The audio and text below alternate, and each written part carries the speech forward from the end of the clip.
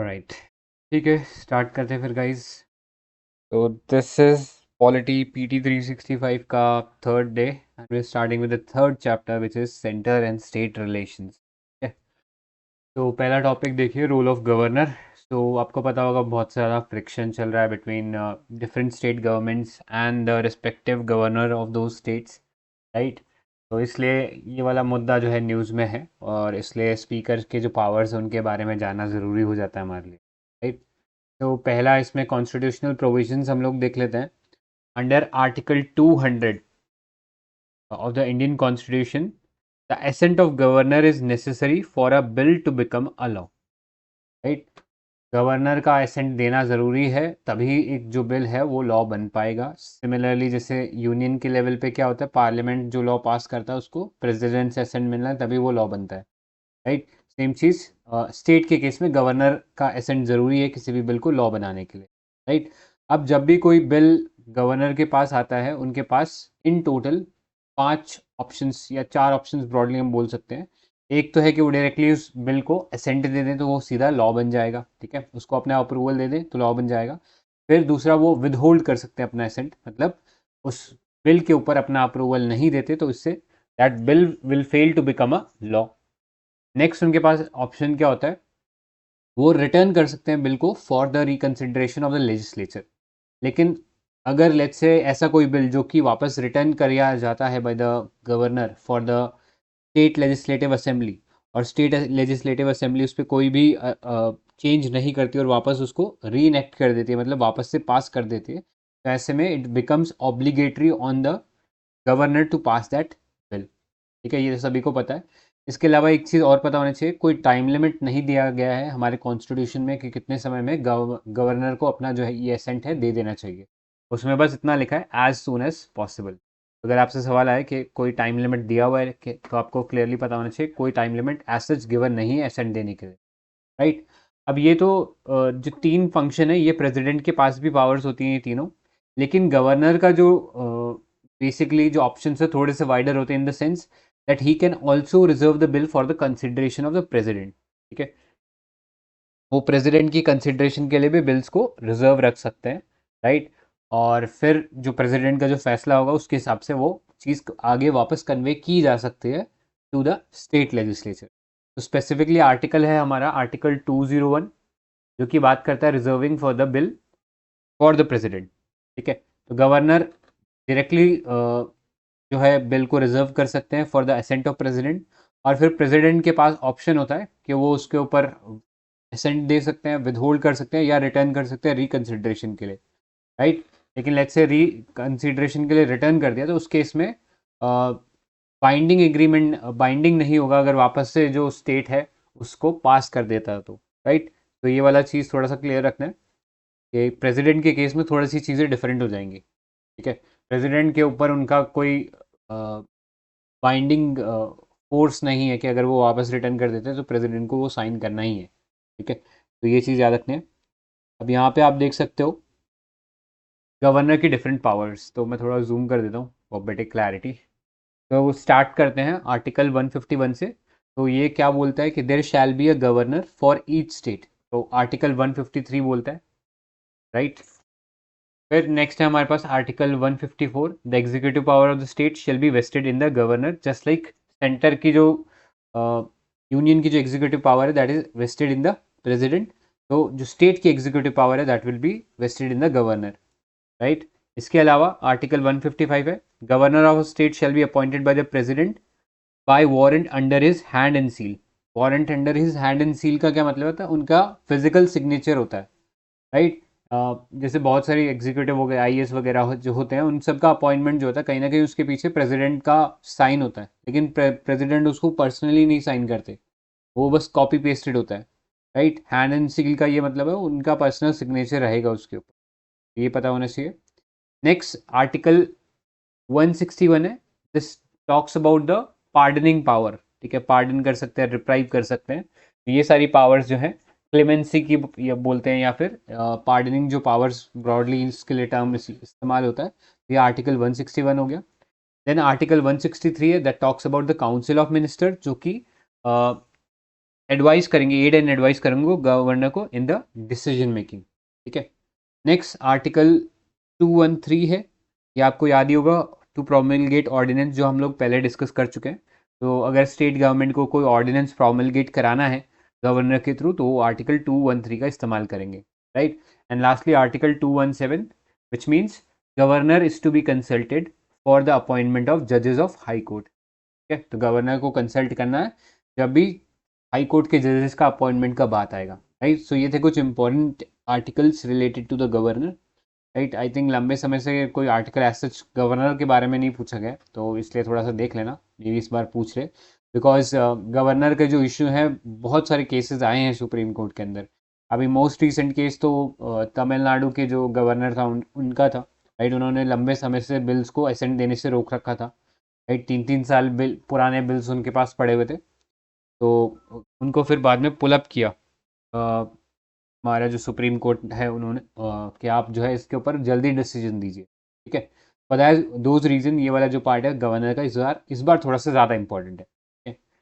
अब इससे रिलेटेड हम लोग कुछ जुडिशियल प्रोनाउंसमेंट्स देख लेते हैं, मतलब सुप्रीम कोर्ट के कुछ इंपॉर्टेंट जजमेंट्स हैं जो हमें पता होने चाहिए, right, regarding to the power of the governor.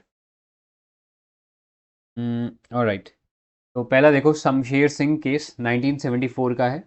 यहाँ पे supreme court held that the governor does not exercise discretionary power while withholding assent or returning a bill to the state legislature। ठीक है, गवर्नर के पास discretionary power नहीं है कि वो withhold कर ले, राइट। उनके पास कोई प्रॉपर रीज़न होना चाहिए। नेक्स्ट है नबाम रेबिया केस 2016 का है, तो इसमें बोला गया जो गवर्नर का जो डिस्क्रिशन है that comes under judicial review. ये बहुत इंपॉर्टेंट केस है, नबाम रेबिया, याद रखना, 2016 का। ठीक, में यही बोला गया कि जो गवर्नर का जो डिस्क्रिशन है that comes under the jurisdiction, that comes under the judicial review, right. तो जुडिशरी से चेक कर सकता है।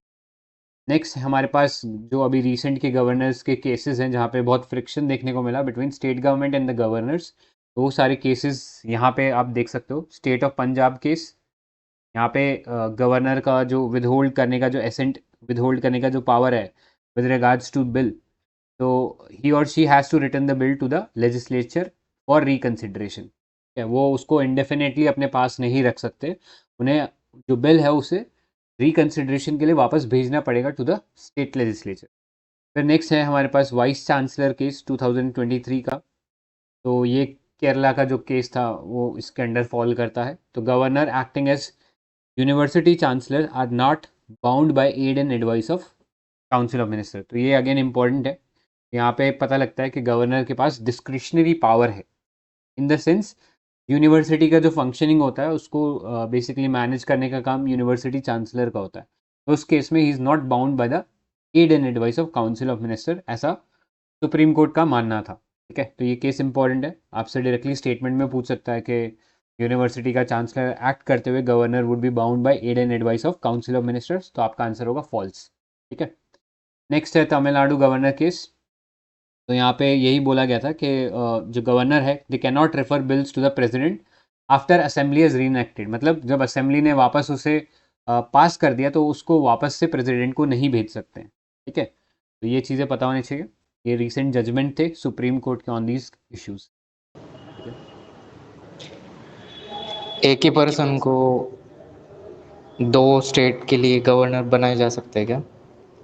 यस, यस, तो ये 7th कॉन्स्टिट्यूशनल अमेंडमेंट एक्ट था। करेक्ट, स्टेट रीऑर्गेनाइजेशन एक्ट वाला ना। ऑलराइट, आगे चलते हैं। Cooperative federalism, right. सो अभी प्रेसिडेंट प्राइम मिनिस्टर ने बेसिकली अंडरलाइन किया कि इसका इंपॉर्टेंस है कोऑपरेटिव फेडरलिज्म का। तो बहुत बेसिक सा कीवर्ड है, बार बार यूज़ होता रहता है, आपको इतना पता होना चाहिए। कोऑपरेटिव फेडरलिज्म मतलब जितने भी फेडरल यूनिट्स हैं आपस में मिलके काम करें। ठीक है, यहाँ पे फेडरल यूनिट्स क्या हैं, एक यूनियन हो गया और बाकी स्टेट गवर्नमेंट हो गया, तो आपस में मिलकर काम करें, एक हॉरिजॉन्टल रिलेशनशिप होगा इनके बीच में, जहाँ पे एक दूसरे को हेल्प करेंगे, राइट। इसे कोऑपरेटिव फेडरलिज्म बोलते हैं। अब प्रोविजन क्या है कोऑपरेटिव फेडरलिज्म के, ये पता होना चाहिए। फर्स्ट है आपके पास 7th शेड्यूल, तो 7th शेड्यूल आपको पता है जिसमें 3 लिस्ट है, राइट, सेंट्रल, स्टेट और कंकरेंट लिस्ट है, based on the principle of subsidiarity. तो प्रिंसिपल ऑफ सब्सिडारिटी के बारे में जानकारी है, क्या होता है ये प्रिंसिपल? ये बड़ी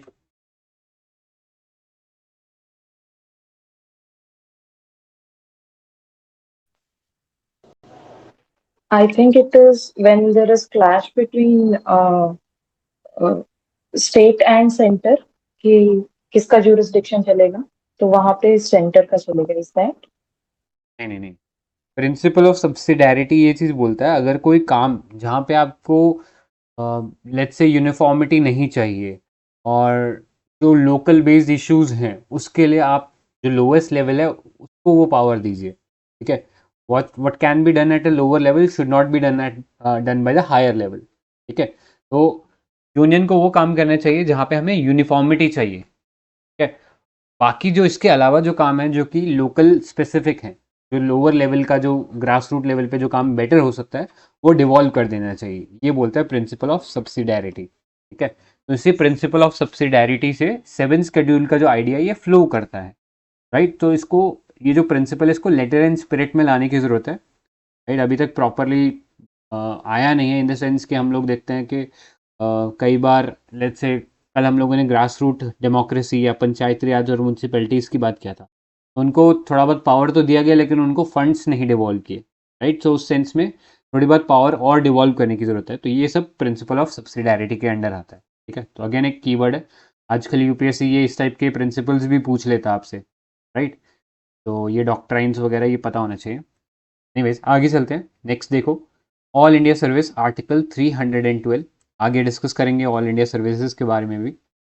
next, integrated judicial system to enforce both state as well as central law, ठीक है. तो आपको याद ही होगा कल हम लोगों ने डिस्कस किया था कि इंडिपेंडेंट जुडिशरी होती है तो इसका मतलब होता है कि फेडरल फीचर है, लेकिन अगर इंटीग्रेटेड जुडिशरी है तो इसका मतलब क्या होता है, वो यूनिटरी फीचर है, राइट. सो इंडिया में जो जुडिशरी है that is sort of quasi federal, मतलब पूरी तरीके से फेडरल भी नहीं है और पूरी तरीके से यूनिटरी भी नहीं है, ठीक है.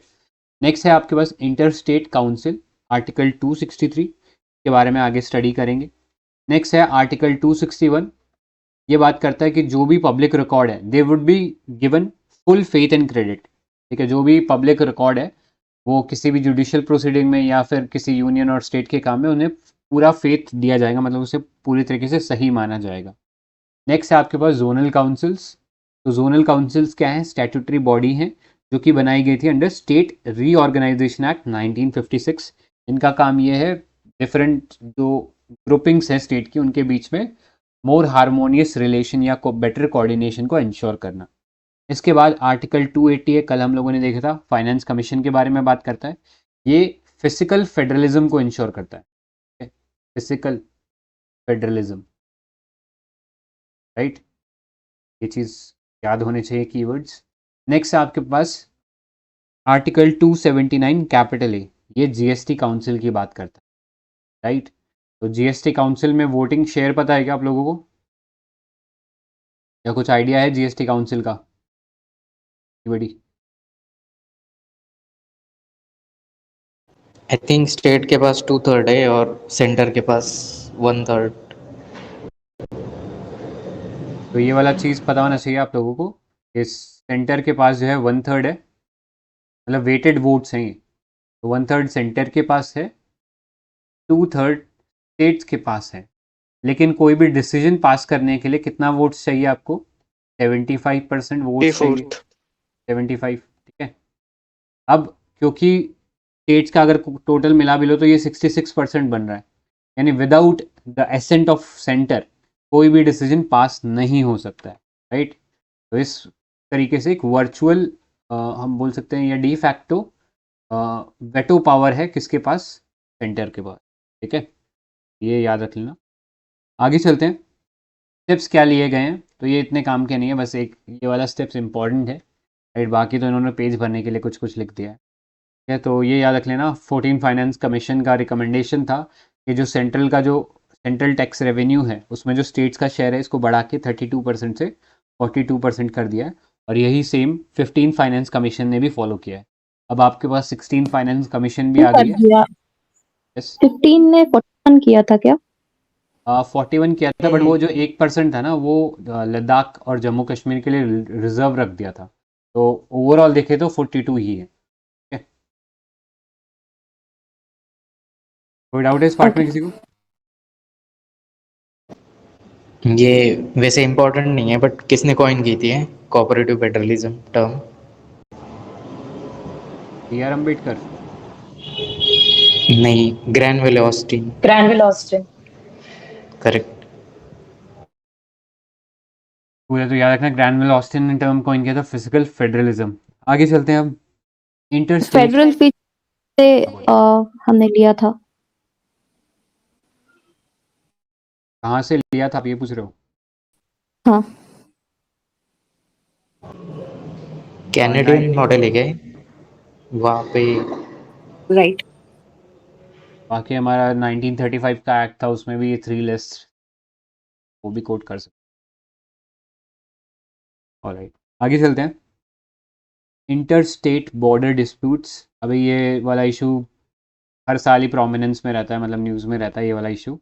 तो अभी ये वापस न्यूज़ में क्यों आया? बिकॉज असम और अरुणाचल के प्रदेश के बीच में मेमोरेंडम ऑफ अंडरस्टैंडिंग साइन हुआ है to end decade long inter state border dispute. ठीक है, तो जनरली ये जो बॉर्डर डिस्प्यूट्स होती है more of political in nature होती है। तो ऐसे में अगर पॉलिटिकल पार्टीज दोनों साइड सेम हो तो ये जो इश्यूज हैं ये ज़्यादा ईजिली सॉल्व हो जाते हैं, राइट। सो इस केस में असम में भी और अरुणाचल प्रदेश दोनों में बीजेपी गवर्नमेंट है। कहीं ना कहीं उसी का ही एक रिजल्ट था कि यहाँ पे ये जो मेमोरेंडम ऑफ अंडरस्टैंडिंग है इस प्रॉब्लम को सॉल्व करने के लिए साइन हुआ। ठीक है, अब कुछ मेथड्स कैसे रिजॉल्व होती है डिस्प्यूट्स, तो आपको पता होना चाहिए। आर्टिकल 131 है which talks about original jurisdiction of supreme court. ठीक है, जो भी फेडरल डिस्प्यूट्स हैं के ऊपर सिर्फ सुप्रीम कोर्ट डिसीजन ले सकता है। वो सुप्रीम कोर्ट का ओरिजिनल जुरिडिक्शन या एक एक्सक्लूसिव पावर है, और कोई कोर्ट जो है हाई कोर्ट वगैरह वो इस डिस्प्यूट में पार्ट नहीं ले सकता। ठीक है, तो जब भी कोई डिस्प्यूट होती है between government of India and one or more state, या फिर government of India and any state or multiple states on one side, या कुछ स्टेट्स गवर्नमेंट ऑफ इंडिया के साथ है बाकी स्टेट्स अगेंस्ट में, तो इन सब के बीच में जो भी परमिटेशन कॉम्बिनेशन बनता है उन सब केसेस के अंदर जहाँ पे फेडरलिज्म जो है कहीं ना कहीं क्वेश्चन में आ जाता है, तो वहाँ पे हम आर्टिकल 131 का इस्तेमाल होते हुए देखते हैं। ठीक है, इसके बाद इंटरस्टेट काउंसिल होती है आर्टिकल 263। तो इसमें क्लियरली ले डाउन किया गया है कॉन्स्टिट्यूशन के अंदर कि president to set up inter state council for resolution of disputes between the states, right. जो स्टेट्स के बीच में जो भी इश्यूज हैं उनको रिजॉल्व करने के लिए एक इंटरस्टेट काउंसिल बनानी है, और ये by the act of parliament बनेंगे। आगे चलते हैं, फिर आपके पास है जोनल काउंसिल्स। तो जैसे हम लोगों ने पहले डिस्कस किया था स्टेट रीऑर्गेनाइजेशन एक्ट के थ्रू 1956 के थ्रू ये जोनल काउंसिल बनाई गई थी। इनका रोल जो था एडवाइजरी नेचर था और promoting cooperation coordination between states, UTs and centres. ठीक है, जो भी फेडरल इश्यूज हैं उनको एड्रेस करने के लिए जोनल काउंसिल भी हम लोगों ने बनाया। अब इस मैप में आप देख सकते हो कुछ इंपॉर्टेंट डिस्प्यूट्स जो आपको पता होने चाहिए। जैसे हरियाणा और हिमाचल की अगर हम बात करें तो इनके बीच में डिस्प्यूट है over Parwanoo region near Panchkula. ठीक है, पंचकुला जो हरियाणा में पड़ता है वो उस रीजन का आसपास का परवाणु नाम का ये रीजन है जिसके बीच में इशू चल रहा है दोनों स्टेट्स के बीच में। फिर है आपके पास Himachal Pradesh Ladakh over Sarchu lying along the Leh Manali highway, right. इसके बाद आप देखिए हरियाणा का, हरियाणा और पंजाब का चंडीगढ़ के ऊपर भी चल रहा है, और एक सतलुज यमुना लिंक, ऑल्दो वो एक डिफरेंट इशू है बट स्टिल डिस्प्यूट दोनों स्टेट्स के बीच में चल रहा है ओवर चंडीगढ़। नेक्स्ट गुजरात राजस्थान में देख सकते हो मानगढ़ हिल्स के ऊपर जो है डिस्प्यूट चल रहा है दोनों स्टेट्स के बीच में। फिर उड़ीसा है, उड़ीसा और वेस्ट बंगाल, यहाँ पे आप देख सकते हो dispute between the boundaries over Kanika sand islands in the bay of Bengal. तो ये आइलैंड किस बेसिकली स्टेट के अंडर आते हैं इसके ऊपर भी अगेन कहीं ना कहीं डिस्प्यूट चल रहा है। फिर जो सबसे फेमस डिस्प्यूट है अपना that is the Maharashtra Karnataka dispute.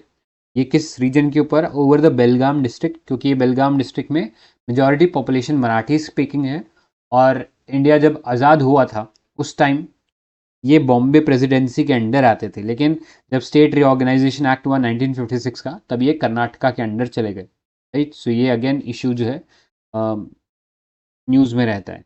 है। इसके अलावा कर्नाटका केरला के अंदर भी एक डिस्प्यूट है ओवर द कसार गॉड, ठीक है, Kasaragod region which is part of Kerala with many Kannada speaking, ठीक है। तो ये सारी डिस्प्यूट्स हैं, तो थोड़ा बहुत आइडिया होना चाहिए इनके बारे में, वर्किंग नॉलेज आप लोगों को। सिमिलरली नॉर्थ ईस्ट में और भी डिस्प्यूट्स हैं, बट यहाँ पे हम लोगों ने लिमिटेड ही डिस्प्यूट्स के बारे में डिस्कस किया, ठीक है। आपको याद ही होगा असम मिजोरम में डिस्प्यूट हो गया था थोड़े दिन पहले, जहाँ पे फायरिंग हो गई थी, कई पुलिस वाले जो थे उनकी डेथ भी हो गई थी, राइट, उस डिस्प्यूट के चलते। तो और भी बहुत सारे डिस्प्यूट्स आपको मिल जाएंगे, ठीक है? तो ये कुछ प्रोमिनेंट वन थी जो हम लोगों ने डिस्कस किया। अभी आगे चलते हैं, let's discuss more about zonal councils. इस बोले। इसमें एक क्वेश्चन था कि ओरिजिनल जुरिडिक्शन में अगर गवर्नमेंट ऑफ इंडिया और यूनियन टेरिटरी में डिस्प्यूट होता है तो वो भी इंक्लूड होता है क्या ओरिजिनल जुरिडिक्शन में? नहीं, वो नहीं होता। तो ये 2012 का PYQ है, सिर्फ स्टेट्स और गवर्नमेंट ऑफ इंडिया और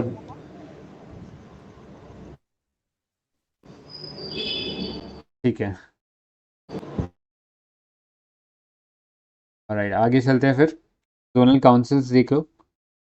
तो जोनल काउंसिल्स, इसमें चेयरपर्सन जो होता है वो कौन होता है? यूनियन होम मिनिस्टर होता है, ये याद रखना। और इसके जो वाइस चेयरपर्सन होते हैं वो रोटेशन बेसिस पे डिफरेंट स्टेट के जो भी CM है वो बनते हैं, ठीक है। तो याद रखना है 5 जोनल काउंसिल्स है अपने पास, northern, central, eastern, western, southern, ठीक है। अब बाकी जोग्राफी के हिसाब से आप फिगर आउट कर सकते हो कौन सा कहाँ होना चाहिए। तो विल नॉट डिस्कस कौन सा कहाँ पड़ता है, तो ये वाला आप थोड़ा सा अपने एंड से देख लेना। बाकी अगर कॉमन सेंस भी लगाओगे तो फिगर आउट कर पाओगे प्रीलिम्स में, राइट, कि कौन सा स्टेट कहाँ पे आता है। आगे चलते हैं अब। नेक्स्ट है हमारे पास इंटर स्टेट वाटर डिस्प्यूट। तो इंटर स्टेट वाटर डिस्प्यूट का आर्टिकल पता होना चाहिए सबसे पहले। तो आर्टिकल क्या है इसका? आर्टिकल इज 262, ठीक है। अब ये टॉपिक न्यूज़ में क्यों है? बिकॉज यूनियन कैबिनेट ने अप्रूव किया है the terms of reference of Krishna water disputes tribunal. तो ये सेकंड ट्राइब्यूनल रहेगा कृष्णा वाटर डिस्प्यूट का, under the inter state river water dispute act 1956, ठीक है। ये चीज़ आपको पता होना चाहिए। आप लोगों से क्वेश्चन है, ट्रिब्यूटरीज बता सकते हो कृष्णा रिवर की? What are the tributaries of Krishna river? थोड़ा ज्योग्राफी देख भीमा, लेते हैं। हम्म, भीमा, तुंगभद्रा और मलप्रभा, मलप्रभा, घाटप्रभा। घटप्रभा। GMT है ना, घाटप्रभा, मालप्रभा और तुंगभद्रा, के अलावा भीमा भी है, राइट। हम्म, ये सारा याद रखना है। तो ज्योग्राफी में डायरेक्टली पूछ लिया जाता है कि कौन सा जो सिटी है इन एरियाज, इन नदियों के किनारे बसा हुआ है, राइट। तो उस सेंस में थोड़ी ये चीज़ें याद रखनी है अपने को। एनीवेज ज्योग्राफी में देखेंगे, अभी आगे आ जाओ। नेक्स्ट देखो, ये जो इंटर स्टेट वाटर डिस्प्यूट है, इसको डील करने के लिए बहुत सारे मैकेनिज्म है हमारे पास। तो अंडर 7 शेड्यूल स्टेट लिस्ट के अंदर जो एंट्री 17 है वो बात करती है कि जो वाटर रिलेटेड जो इरिगेशन या कैनल्स, ड्रेनेज रिलेटेड जो भी इश्यूज हैं वो सब स्टेट के अंडर आएंगे, ठीक है। लेकिन अगर लेट्स से कोई इंटर स्टेट रिवर है, जैसे अगर हम बात करें यहीं पे कृष्णा नदी की बात करें, तो इंटर स्टेट रिवर है, मल्टीपल स्टेट्स के अक्रॉस बहता है, तो उस केस में उसके ऊपर, उसके मैनेजमेंट के ऊपर जो पावर है वो किसका रहेगा? वो यूनियन का रहेगा, तो वो यूनियन लिस्ट में आएगा, ठीक है। याद रखना, इरिगेशन सिंपली पूछा जाए आपको, इरिगेशन वाटर सप्लाई, तो वो स्टेट लिस्ट है। बट अगर कोई इंटर स्टेट जो रिवर बेसिन है उसके बारे में बात हो तो it will come under the union list, ये पता होना चाहिए। नेक्स्ट आर्टिकल 262 है। तो parliament may by law provide for adjudication of any dispute with respect to the use, distribution or control over interstate river water or river whaling, right. तो parliament के ऊपर ये ओनस है या उनके ऊपर ये रिस्पॉन्सिबिलिटी है कि वो एक लॉ बनाए जिससे कि कोई भी डिस्प्यूट होती है with respect to use, distribution और कंट्रोल ओवर इंटरस्टेट रिवर, तो उसको मैनेज किया जा सके। तो इस बेसिकली कॉन्स्टिट्यूशन का जो डायरेक्टिव था अंडर आर्टिकल 262, उसको फॉलो करते हुए पार्लियामेंट ने 2 लॉज इनेक्ट किए। पहला था inter state water dispute act 1956 और दूसरा था रिवर बोर्ड एक्ट 1956। तो जो इंटरस्टेट वाटर डिस्प्यूट एक्ट नाम से पता लग गया, अगर कोई डिस्प्यूट होती है तो उसको रिजॉल्व करने के लिए इस एक्ट को बनाया गया था। तो यहाँ पे स्टेट गवर्नमेंट में request the central government to refer the dispute to a tribunal for adjudication. ठीक है, वो सेंटर के गवर्नमेंट के पास जा सकते हैं कि हमारा एक रिवर को लेके, इसके यूज़ को लेके जो डिस्प्यूट है इसको सॉल्व करने के लिए आप एक ट्राइब्यूनल बना के दो। ठीक है, तो ये आपको पता होना चाहिए। और दूसरा चीज़ इसमें इम्पॉर्टेंट ये है, क्लियरली लिखा हुआ है इस एक्ट के अंदर, सॉरी जो आर्टिकल है कॉन्स्टिट्यूशन का 262, उसमें क्लियरली लिखा हुआ है कि इसमें कोर्ट का इंटरफेरेंस नहीं होगा।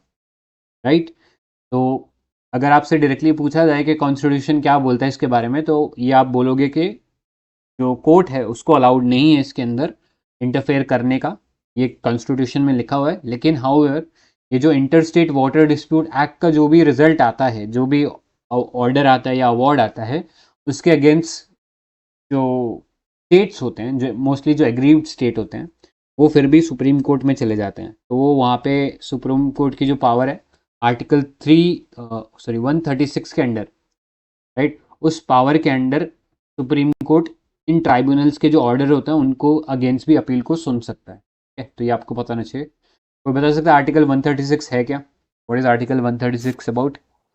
Special leave application. Special leave petition. ठीक है, ये पता होना चाहिए आपको। तो इस पावर का इस्तेमाल करते हुए वो इन मैटर्स पे भी सुन लेता है। राइट, तो ये चीज़ याद रखना। ऑल्दो कॉन्स्टिट्यूशन में लिखा हुआ है कैटेगोरिकली कि सुप्रीम कोर्ट को नहीं इंटरफेयर करना है, but supreme court under article 136 power का इस्तेमाल करते हुए इन ट्राइब्यूनल्स के जो ऑर्डर्स आते हैं उनके अगेंस्ट भी अपील सुन सकता है। दैट बीइंग सेड, इसके बाद आप देखो रिवर बोर्ड एक्ट जो था 1956, इसमें रिवर बोर्ड बनाने की बात की गई थी बाय सेंट्रल गवर्नमेंट, जो इंश्योर करेगा regulation and development of inter state reverse and river valleys. यहाँ पे आप देख सकते हो टोटल जितनी बनाई गई हैं inter state river water dispute act के लिए जो ट्राइब्यूनल्स बनाए गए, स्टार्टिंग विद रवि बियास, ठीक है, बिटवीन पंजाब, हरियाणा, राजस्थान। फिर है नर्मदा वाटर डिस्प्यूट ट्राइब्यूनल, यहाँ पे कंसर्न स्टेट कौन से थे? राजस्थान, मध्य प्रदेश, गुजरात, महाराष्ट्र। फिर आपके पास महादाई रिवर, राइट, गोवा में फ्लो करती है महादाई रिवर, तो यहाँ पे गोवा, कर्नाटका और महाराष्ट्र के बीच में ये डिस्प्यूट रिजॉल्व करने के लिए बनाया गया था। नेक्स्ट है कृष्णा वाटर डिस्प्यूट ट्राइब्यूनल, तो ये अभी दूसरा ट्राइब्यूनल है, इससे पहले भी हमारे पास कृष्णा वाटर डिस्प्यूट ट्राइब्यूनल रहा था। ठीक है, इसके अलावा गोदावरी देख सकते हो between Maharashtra, Andhra, Karnataka, MP and Odisha. फिर आपके पास कावेरी है बिटवीन केरला, कर्नाटका, तमिलनाडु एंड पुडुचेरी। फिर वंशाधरा भी है आपके पास, यहाँ पे कंसर्न स्टेट कौन से थे? आंध्र प्रदेश एंड ओडिशा। राइट, अब मैंने आपको बताया ये जो इशू था बेसिकली कृष्णा का, ये एक सेकेंड वाटर डिस्प्यूट ट्राइब्यूनल क्यों बना, तो उसके पीछे रीज़न ये है कि इससे पहले जो ट्राइब्यूनल था उसका जो अवार्ड था that was for the states, जिसमें कर्नाटका आ गया, आंध्र आ गया, महाराष्ट्र आ गया। ठीक है, इन स्टेट के बारे में था। लेकिन अब क्योंकि तेलंगाना एक नया स्टेट बन गया, तो उसका जो वाटर शेयरिंग जो है वो कैसे होना है उसके रिगार्डिंग ज्यूरिडिक्शन के लिए वापस से ये ट्राइब्यूनल को बनाया गया। ठीक है, तो ये एक पॉइंट क्लियर होना चाहिए कि जो पहला जो ट्राइब्यूनल था उसका डिसीजन तो बाइंडिंग हो गया था कर्नाटका, आंध्रा और महाराष्ट्र के लिए, लेकिन अब जो तेलंगाना नया एक एंटिटी बन गया स्टेट, तो उसका कैसे वाटर यूसेज, उसके क्या राइट्स होंगे, उसको कितना पानी मिलना चाहिए, उसके रिगार्डिंग अभी सेकेंड ट्राइब्यूनल बनाया गया है। ऑलराइट, इसके अलावा आपको पता होना चाहिए नेशनल वाटर पॉलिसी 2012 का है। ये नेशनल वाटर पॉलिसी एड्रेस करता है issues like water scarcity, inequality in distribution and lack of unified perspective in water usage and management. तो मैंने बताया था यूनियन लिस्ट के अंदर आता है अगर कोई इंटर स्टेट रिवर की अगर हम बात कर रहे हैं, राइट, तो 7th शेड्यूल में यूनियन लिस्ट के अंदर आती है इंटर स्टेट कोई भी रिवर है या रिवर बेसिन है। इसके अलावा आपको पता होना चाहिए हेलसिंकी रूल। ठीक है, किसी को पता है हेलसिंकी कहाँ पे है? Helsinki Finland. करेक्ट, तो फिनलैंड में है हेलसिंकी, ये पता होना चाहिए। और ये हेलसिंकी रूल्स बेसिकली वाटर का यूसेज जो है किस तरीके से करना है उसके बारे में एक इंटरनेशनल हम बोल सकते हैं कंसेंसस प्रोवाइड करता है। तो यहाँ पे ये बोला गया है कि इक्विटेबल यूज़ होना चाहिए वाटर का बाय ईच बेसिन स्टेट। ठीक है, तो चाहे वो स्टेट किसी कंट्री के प्रोविंसेस भी हो सकते हैं या फिर इंटरनेशनल कंट्रीज भी हो सकती हैं। तो जो भी कंट्री पानी का इस्तेमाल कर रही है, और जैसे फॉर एग्जांपल ब्रह्मपुत्र ले लो, तो हम लोग ब्रह्मपुत्र जो है चाइना भी शेयर करता है उसको थोड़ा बहुत, इंडिया भी शेयर करता है और बांग्लादेश भी शेयर करता है। तो तीनों कंट्रीज का एक कॉरस्पॉन्डिंग राइट है उसके ऊपर, कोई एक कंट्री उसके ऊपर मोनोपोली नहीं क्रिएट कर सकता, राइट। सो ये बात करता है हेलसिंकी रूल्स। क्लियर, तो ये पता होना चाहिए। आगे देख लेते हैं SYL कैनल। SYL कैनल का पूरा नाम है Sutlej Yamuna link. This was planned in 1966। तो ये 214 किलोमीटर लॉन्ग कैनल होना था for sharing of water of Ravi and Beas between Haryana and Punjab. ठीक है, हरियाणा और पंजाब के बीच में जो रवि ब्यास का जो पानी का जो शेयरिंग है उसको इंश्योर करने के लिए ये सतलुज यमुना लिंक बनाया जाना था। 122 किलोमीटर जिसका पार्ट पंजाब में होना था, 92 किलोमीटर हरियाणा में होना था। अब हरियाणा वालों ने तो अपना 92 किलोमीटर पूरा कर दिया था, लेकिन पंजाब में ये जो काम था ये प्रॉपरली हो नहीं पाया। इनफैक्ट लास्ट कुछ सालों में तो वो जो सतलुज यमुना लिंक का जो जगह था उसको भी उन लोगों ने बेसिकली डिस्ट्रॉय कर दिया या फिर उसको वापस मिट्टी से कवर कर दिया। ठीक है, तो ये एक बड़ा कंटेंशियस इश्यू है। बाकी क्यों नहीं हुआ उतना जानने का हमारा थिंक कोई हमारे लिए उसका गेन नहीं है। ठीक है, फॉर दैट रीज़न बस इतना ही जान लो, इतना ही काम का है। इसके अलावा कृष्णा वाटर डिस्प्यूट वाला मैंने बता दिया क्यों सेकंड वाला जो डिस्प्यूट ट्राइब्यूनल बनाया गया है वो मैंने बता दिया, बिकॉज तेलंगाना जो है एक नया एंटिटी बन गया, अब उसको कितना पानी मिलना चाहिए इसको डिसाइड करने के लिए ये जो सेकंड ट्राइब्यूनल है इसको बनाया गया। ठीक है, जो पहला ट्राइब्यूनल था कृष्णा वाटर डिस्प्यूट को लेके वो 1969 में बना था, कृष्णा वाटर डिस्प्यूट ट्राइब्यूनल 1। ठीक है, क्लियर? कोई डाउट है इस पार्ट में अभी तक किसी को भी तो पूछ सकते हो।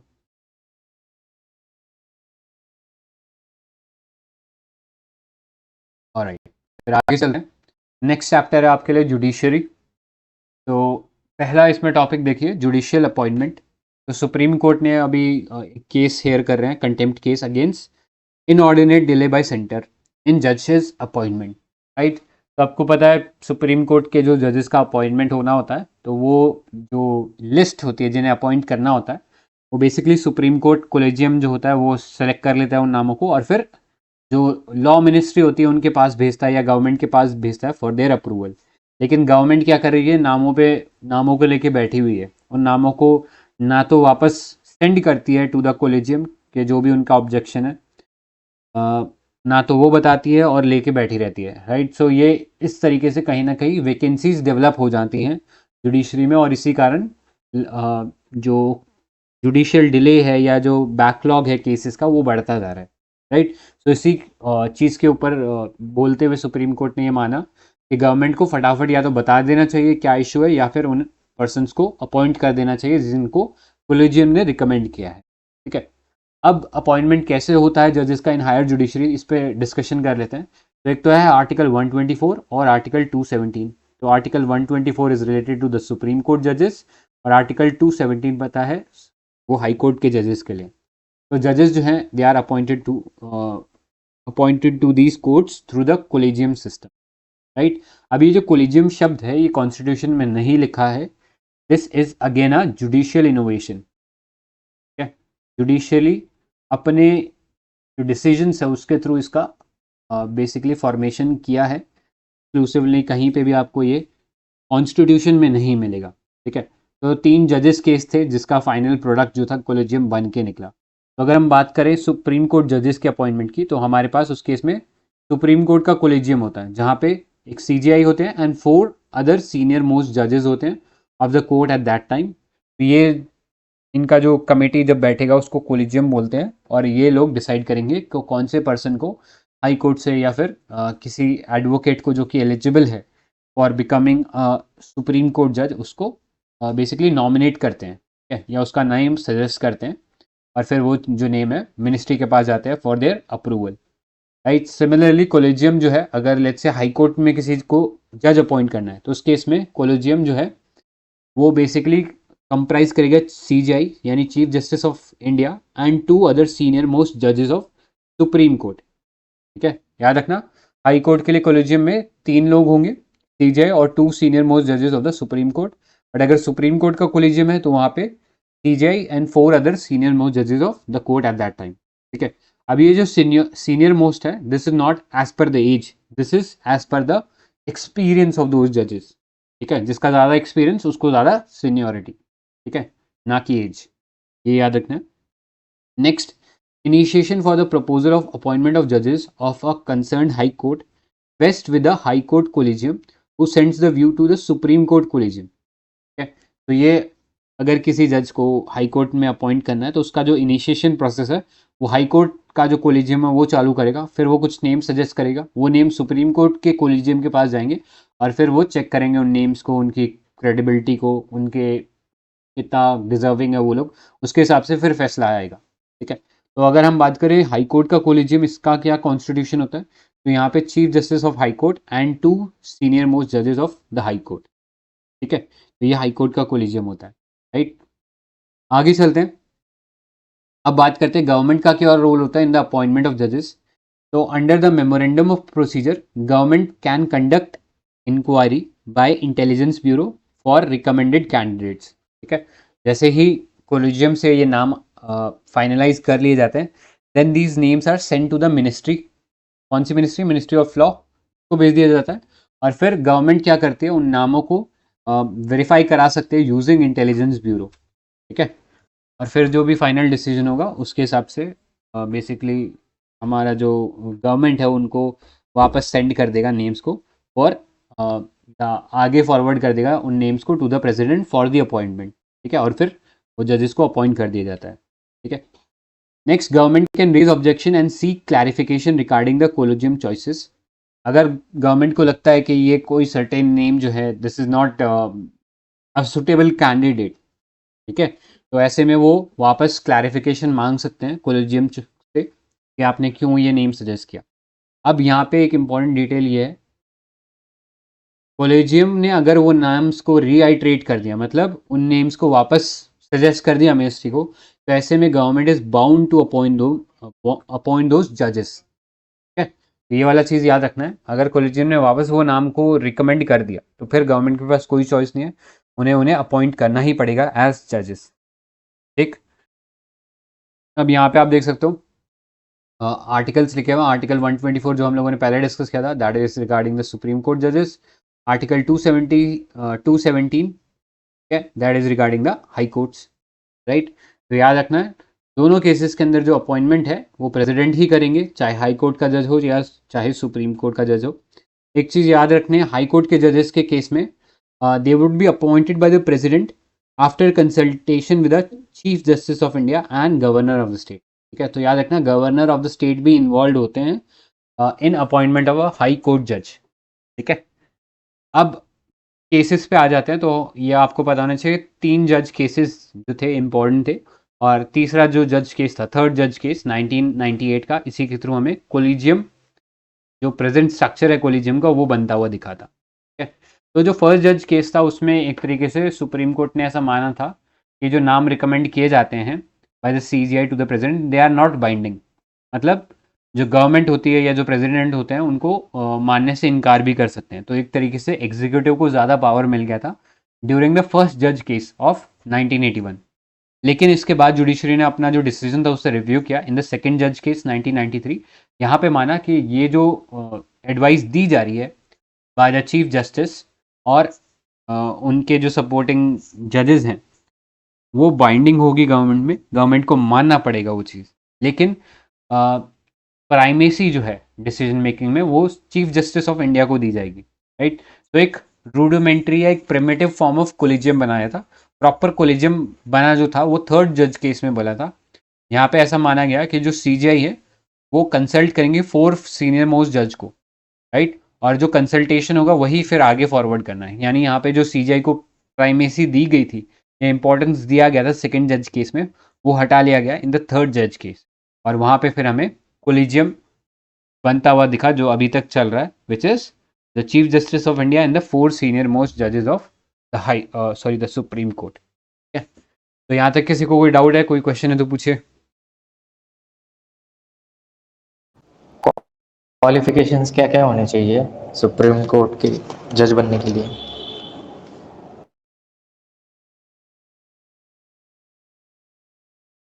बताइए क्या क्या होने चाहिए क्वालिफिकेशंस। 10 years एडवोकेट या 10 years हाई कोर्ट में जज होना चाहिए या 5 years का। करेक्ट। इसमें एक इम्पोर्टेंट था, मतलब पहले 3 बता दे तो सिटीजन ऑफ इंडिया होनी चाहिए, देन जज of high court for 5 years और advocate of high court for 10 years। But इसमें एक इम्पोर्टेंट कंडीशन है। Eminent person in the हाँ eye of correct, president. Distinguish jurist in the opinion of president. ये same condition high court के जज, नहीं मतलब है, नहीं उनकी भी है, क्वालिफिकेशन करेक्ट उनमें हाई नहीं कोर्ट है। को नहीं है। करेक्ट।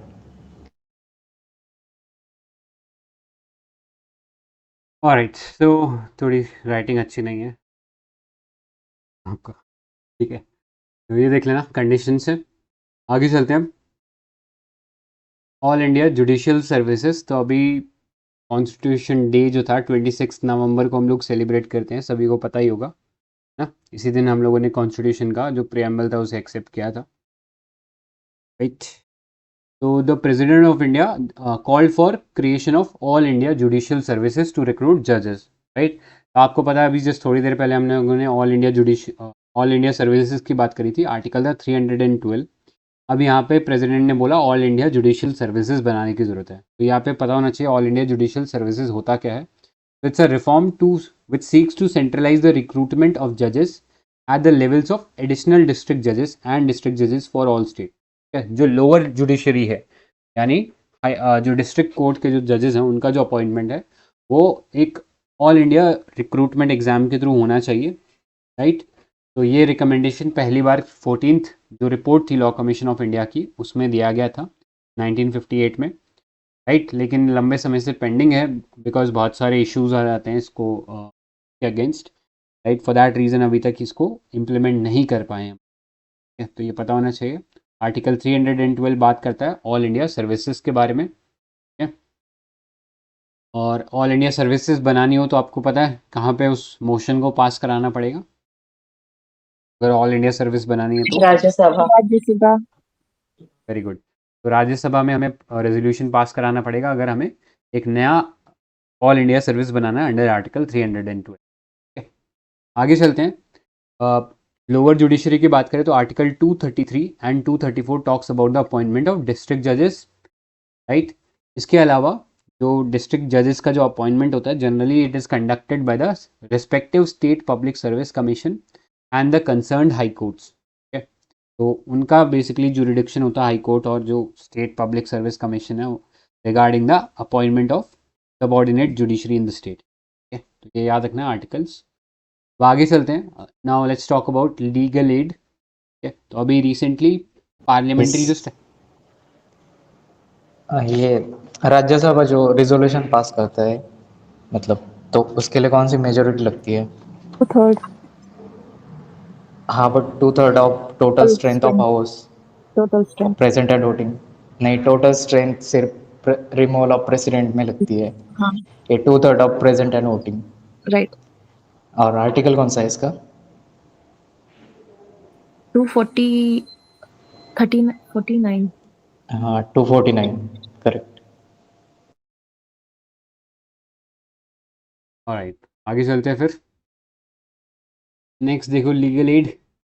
तो पार्लियामेंट की standing committee on the personnel public grievances law and justice, उनका ये रिपोर्ट था review of working of legal aid under legal services authority act 1987, ठीक है। तो लीगल एड का मतलब यही है कि आप फ्री लीगल सर्विसेज प्रोवाइड करो to poor and needy people who can not afford the services of a lawyer, ठीक है। एक लीगल प्रैक्टिशनर की जो सर्विसेज नहीं अफोर्ड कर सकते उन लोगों को आप फ्री लीगल एड प्रोवाइड करो, ठीक है। इससे रिलेटेड आपको डीपीएस में बताएं कौन सा है? 39 के। 39K. करेक्ट। 39 कैपिटल है, 42nd कॉन्स्टिट्यूशनल अमेंडमेंट एक्ट के थ्रू आया था, राइट। और उसको इम्प्लीमेंट करने के लिए, उस डायरेक्टिव्स को इम्प्लीमेंट करने के लिए गवर्नमेंट ने बाद में 1987 में लीगल सर्विसेज अथॉरिटी एक्ट लेके आए, ठीक है। अब लीगल सर्विसेज एक्ट के अंदर क्या क्या चीज़ें हैं ये पता होना चाहिए। पहला, हमारे पास एक बॉडी बना national legal service authority, NLSA, ठीक है। जो कि एक स्टैट्यूटरी बॉडी है क्योंकि एक्ट के अंदर बना है, right. Legal services authority act 1987 के अंडर बना है। अब इसकी कंपोजिशन की बात करें तो chief justice of India would act as a patron in chief. तो याद रखना, कई बार लोग इसको चेयरमैन समझ लेते हैं, लेकिन chief justice of India would be the Patreon in chief. इसके जो एग्जीक्यूटिव चेयरमैन होंगे, मतलब जो एक्चुअली फंक्शनिंग का काम करेगा यहाँ पे, वो कोई सर्विंग या रिटायर्ड जज ऑफ द सुप्रीम कोर्ट हो सकते हैं, ठीक है। तो मेन एम ये है कि इंश्योर करना फ्री लीगल सर्विसेज दी जा रही है वीकर सेक्शन को। इसके अलावा लोक अदालत कंडक्ट करना, ठीक है। तो लोक अदालत के बारे में आगे देखेंगे। तो ये कंडक्ट करना भी जो काम है, ये नेशनल लीगल सर्विस अथॉरिटीज़ को मैनेज करता है, ठीक है। अब इसमें कौन कौन लोग एलिजिबल है ये पता होना चाहिए। तो इनफैक्ट यूपीएससी ने 2020 में शायद या मे बी 2022 के अंदर यही सवाल पूछ लिया था कि कौन कौन पर्सन एलिजिबल हैं under this free legal add scheme, right. तो यहाँ पे आपको बताना चाहिए women, children, member of schedule caste, tribes, industrial workman, person with disability और पीपल इन कस्टडी, ये सब लोग हो सकते हैं। इसके अलावा ऐसे लोग, इन केस सुप्रीम कोर्ट की अगर हम बात करें तो ऐसे लोग जिनकी सालाना इनकम 5 लाख से कम है, they can also use this free legal add, ठीक है। और बाकी अगर स्टेट का केस है तो उस केस में स्टेट का जो भी लॉ बनेगा, मतलब स्टेट डिसाइड करेगा कितने पे हम लोग फ्री लीगल एड प्रोवाइड करेंगे। वो क्या सम होगा या क्या एनुअल इनकम का एक बार होगा, जिसके अगर कोई नीचे है तो उसको फ्री लीगल एड मिलेगा, ठीक है। तो वो स्टेट गवर्नमेंट के लिए वेरिएबल रहेगा, क्लियर, ये याद रखना है। आगे चलते हैं। अब ये जो लीगल सर्विसेज अथॉरिटी एक्ट है 1987 का, इसके अंदर 3 टियर स्ट्रक्चर बनाया गया। National legal service authority NALSA, state legal service authority SALSA and district legal service authority DLSA, ठीक है। ये 3 एंटिटीज या 3 टियर स्ट्रक्चर रहेगा जो कि पूरा का पूरा फ्री लीगल एड का जो फ्रेमवर्क है उसको तैयार करने का काम करेगा, ठीक है। नेक्स्ट है लोक अदालत। तो it is an alternative dispute resolution mechanism under the act where dispute pending in the court of law or at pre-litigation stage are settled amicably, ठीक है। तो एक ट्रेडिशनल डिस्प्यूट रिजॉल्व करने का तरीका क्या है, आप कोर्ट में जाते हो, दोनों पार्टीज जज के सामने अपना जो भी है मैटर उसको पेश करते हो और फिर जज उसके ऊपर फैसला देता है। लेकिन लोक अदालत में एक ऑल्टरनेट डिस्प्यूट रेजोल्यूशन का तरीका है जहाँ पे आप ऑल्टरनेट या जो ट्रेडिशनल के अलावा जो भी डिस्प्यूट रेजोल्यूशन मैकेनिज्म है उनका आप इस्तेमाल करते हो।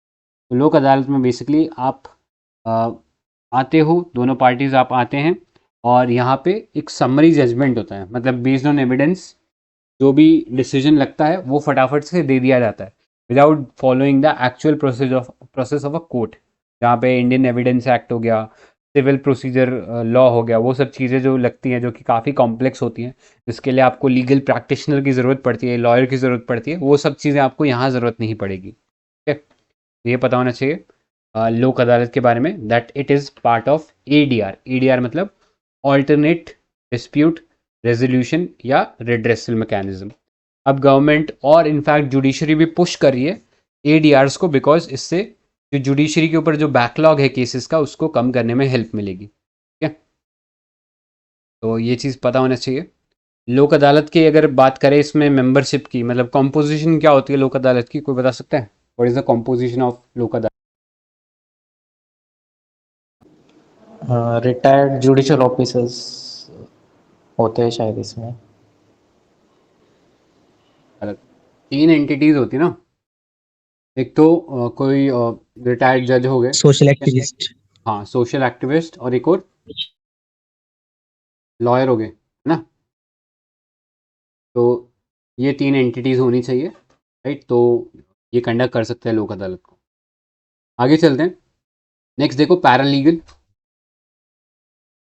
पैरालीगल के ऊपर भी आजकल काफ़ी फोकस दिया जा रहा है। पता है पैरालीगल का क्या होता है? What is paralegal? कॉलेज वाले स्टूडेंट लॉ करते हैं, उनको शायद अवेयरनेस वगैरह चीज़। Right, kind of like that only. मतलब एग्जैक्टली लॉयर्स नहीं है but in the making, right. या ऐसे लोग जो कि लॉयर्स को हेल्प करते हैं इन अंडरस्टैंडिंग सर्टेन थिंग्स, ठीक है, जो लॉयर्स को सपोर्ट करते हैं। जैसे होता है ना रिसर्च इंटर्न्स होते हैं, तो रिसर्चर्स की हेल्प करते हैं, ठीक है। तो वैसे ही पैरालीगल जो होते हैं ये बेसिकली ऐसे लोग होते हैं जिन्हें लॉ का थोड़ा बहुत नॉलेज है और वो असिस्ट करते हैं जो लोक अदालत होती हैं उनको, ठीक है, या लीगल सर्विसेज अथॉरिटीज़ जो होती हैं उनको हेल्प करते हैं in providing the free legal aid to the needy people, ठीक है, तो ये पता होना चाहिए। आगे चलते हैं। अब हम लोगों ने बात किया था supreme court legal services committee की। आपको बताया था कि यहाँ पे जो सीजेआई होते हैं, chief justice of India, he is the Patreon in chief of the supreme court legal service committee. इसके अलावा चेयरमैन होंगे यहाँ पे, एक एग्जीक्यूटिव चेयरमैन जो कि सुप्रीम कोर्ट के कोई जज हो सकते हैं। इसके अलावा 9 other members nominated by the CJI, ठीक है, ये पता होना चाहिए।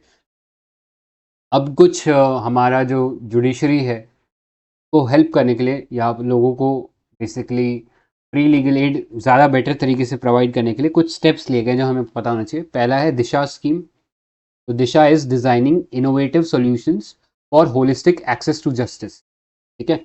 ये डिपार्टमेंट ऑफ जस्टिस लेके आया to create awareness through use of technology and developing simplified information education and communication material for masses, ठीक है। लोगों में जुडिशरी के बारे में जो अवेयरनेस है वो कम है, उसको प्रमोट करने के लिए, उसको बढ़ावा देने के लिए ये दिशा जो है स्कीम को लाया गया था, ठीक है। कौन रन कर रहा है? तो डिपार्टमेंट ऑफ जस्टिस इसको रन कर रहा है। अब इसमें क्या क्या चीज़ें हैं? पहला है न्याय बंधु, ठीक है। न्याय बंधु क्या है? तो एक पैन इंडिया फ्रेमवर्क बनाएंगे for dispensation of pro bono legal services. तो किसी को पता प्रो बोनो क्या होता है? What is pro bono? Free. हाँ, करेक्ट। प्रो बोनो मतलब फ्री में आप बेसिकली केसेस लड़ रहे हो, ठीक है। तो ऐसे लोगों का एक हमें पैन इंडिया ग्रुप बनाना है who can fight the cases free for the people who are needy या जो खुद लॉयर्स वगैरह अफोर्ड नहीं कर सकते, ठीक है। नेक्स्ट देखो टेली लॉ। टेली लॉ क्या बोलता है? बेसिकली आप यहाँ पे जो फ्री लीगल एड है उसको communities, specially people living in the remote areas जो कि एक्चुअली कोर्ट आके अपने जो इश्यूज है उनको रिजॉल्व नहीं करा सकते, ऐसे लोगों को आप टेलीफोन के थ्रू ये सर्विस प्रोवाइड कराते हो using common service centres. Common service centres मतलब लाइक साइबर कैफेज हो गए, तो ये पता होना चाहिए, ठीक है। नेक्स्ट है legal literacy and legal awareness programme. तो अनेबल करता है vulnerable section of society to have information about their legal rights and entitlements, ठीक है। तो ये सब कुछ इनिशिएटिव्स हैं जो आपको पता होना चाहिए। या प्रीलिम्स में डायरेक्टली ऐसा पूछ सकता है कि न्याय बंधु क्या है या प्रो बोनो क्या होता है, ठीक है। You should know these things. और मेथ्स में तो फिर आपको कॉन्सेप्ट पूरा पता होना चाहिए, ठीक है? आगे चलते हैं। नेक्स्ट है Nyaya Mitra scheme, launch in 2017 to facilitate district judiciary in getting more than 10 year old pending cases disposed by providing legal aid to the litigants। तो आपको पता है हमारे जो कोर्ट्स हैं उनके अंदर कई ऐसे केसेस जो कई सालों से पेंडिंग पड़े, राइट। ऐसे लोग हैं जो कई सालों से जेलों के अंदर भरे पड़े। ऐसे लोगों को फटाफट बाहर निकालने के लिए और उनके केसेस को रिजॉल्व करने के लिए न्याय मित्रा स्कीम 2017 के अंदर लाया गया था, जहाँ पर डिस्ट्रिक्ट जुडिशरी को बेसिकली हेल्प किया जाता था। और आपको पता है सबसे ज़्यादा पेंडेंसी हमारे अगर केसेस की है तो डिस्ट्रिक्ट जुडिशरी में, राइट। तो ये पता होना चाहिए, ठीक है। आगे चलते हैं, कॉन्स्टिट्यूशनल प्रोविजन देख लेते हैं। तो यहाँ पे आपके पास आर्टिकल 39 कैपिटल ए है जो फ्री लीगल एड की बात करता है। और आपको पता है ये 42nd कॉन्स्टिट्यूशन अमेंडमेंट एक्ट के थ्रू आया था, राइट।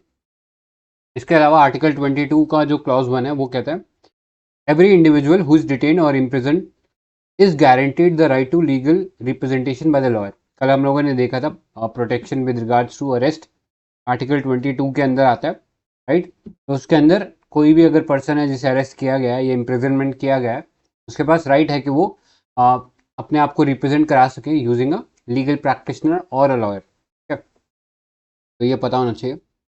अब यहाँ पे कुछ जुडिशियल प्रोनाउंसमेंट है या केसेस हैं जो आपको पता होना चाहिए जो इसमें इंपॉर्टेंट है। यहाँ पे आप देख सकते हो हुस्नारा खातून वर्सेस स्टेट ऑफ बिहार 1979। तो उसमें सुप्रीम कोर्ट ने ये माना था कि जो लीगल सर्विसेज है these are essential ingredient of just fair and reasonable procedure under article 21, ठीक है। इसके अलावा ये ऊपर वाला केस भी देख सकते हो MH Hoskot versus state of Maharashtra. इसमें भी सेम चीज़ ही बोला गया था, राइट। तो दोनों में से कोई भी केस आप लिख सकते हो। कोई डाउट यहाँ तक किसी को? ये इसमें लोक अदालत था ना, तो लोक अदालत का जो जजमेंट आता है उसको, उसकी अपील कहाँ पे करनी होती है, अगर करनी होगी तो? Supreme court. नहीं नहीं। अच्छा, अपील नहीं है क्या? इसमें अपील ही नहीं होती, ये फाइनल जजमेंट होता है। अगर आपको करना है तो नई केस फाइल करनी पड़ेगी। ये थोड़ा सा स्पेशल प्रोविजन है लोक अदालत के लिए।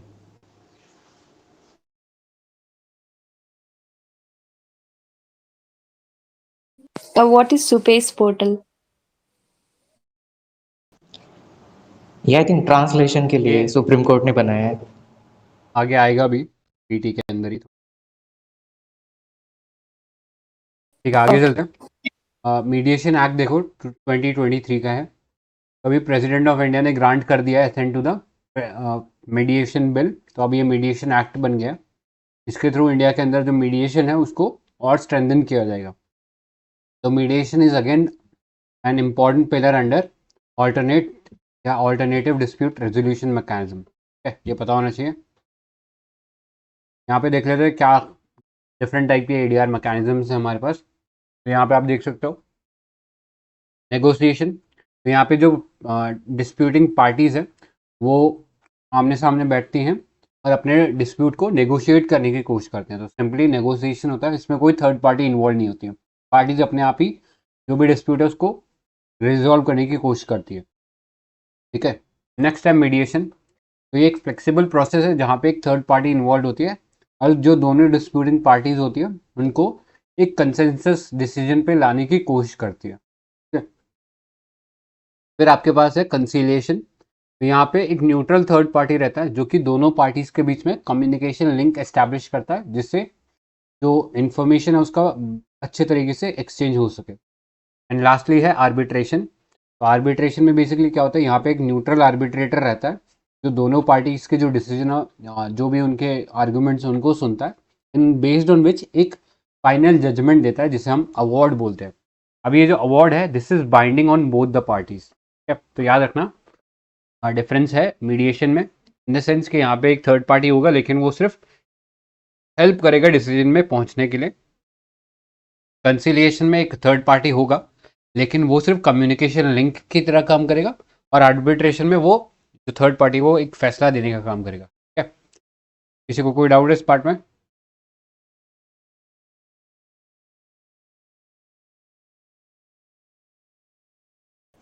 No sir. ठीक है, आगे चलते हैं। अब मीडिएशन एक्ट के बारे में देख लेते हैं। तो इसने पहला तो डिफाइन किया मीडिएशन क्या है। It includes expression mediation, pre litigation mediation, online mediation and community mediation. ठीक है, यहाँ पे एम ये है कि पार्टीज एक एमिकेबल सेटलमेंट में पहुंच जाएं, यानी अपना जो भी डिस्प्यूट है उसको शांति से रिजॉल्व कर लें with the assistance of a mediator. ठीक है, next voluntary pre litigation mediation. तो parties can attempt to settle civil or commercial dispute by mediation before approaching a court or certain tribunal. Right, before going to the court वो बाहर ही पहले कोशिश कर सकते हैं कि वो मीडिएशन के थ्रू उस डिस्प्यूट को रिजॉल्व करें। राइट, इनफैक्ट वो अपने कॉन्ट्रैक्ट में भी डाल सकते हैं ये चीज़ कि वो अगर कोई डिस्प्यूट होती है तो उससे पहले मीडिएशन के थ्रू सॉल्व करे और बाद में किसी कोर्ट के थ्रू। बिकॉज आपको पता है कोर्ट में अगर जाता है तो एवरेज जो टाइमलाइन है किसी केस को सॉल्व करने की वो एटलीस्ट 3 साल है। ठीक है, नेक्स्ट इसमें क्लियरली लिखा हुआ है कौन कौन सी ऐसी डिस्प्यूट है जो कि फिट नहीं होगी मीडिएशन के लिए। तो इसमें पहला है कि अगर डिस्प्यूट के अंदर कोई माइनर पर्सन इन्वॉल्व है या कोई ऐसा पर्सन जो कि अनसाउंड माइंड का है, तो उसके रिगार्डिंग मीडिएशन जो है या अगर उनको इन्वॉल्व करा जाता है मीडिएशन में तो अलाउड नहीं होगा। नेक्स्ट, कोई ऐसा डिस्प्यूट है जिसमें कोई क्रिमिनल प्रोसिक्यूशन इन्वॉल्व है, यानी जिसके लिए कोई क्रिमिनल पेनल्टी लग सकती है, तो वो भी नहीं हो सकता मीडिएशन के थ्रू सॉल्व। और ऐसा कोई केस जहाँ पे थर्ड पार्टी मतलब जो दो डिस्प्यूटिंग पार्टी है उसके अलावा किसी और पार्टी का भी कोई इंटरेस्ट है, ठीक है, तो वो भी मीडिएशन के थ्रू सॉल्व नहीं हो सकता है। नेक्स्ट है टेरिटोरियल ज्यूरिडिक्शन। तो जो मीडिएशन अगर लेट्स से कोर्ट मीडिएटेड कोई मीडिएशन हो रहा है, राइट, जैसे आपको पता होगा अयोध्या का जो केस था उसमें पहले कोर्ट ने कोशिश किया था कि पार्टीज आपस में मिलकर एक मीडिएशन के थ्रू एक म्यूचुअली बेनिफिशियल जो भी आउटकम है उसको मान लें, right. Out of court settlement. Out of court settlement.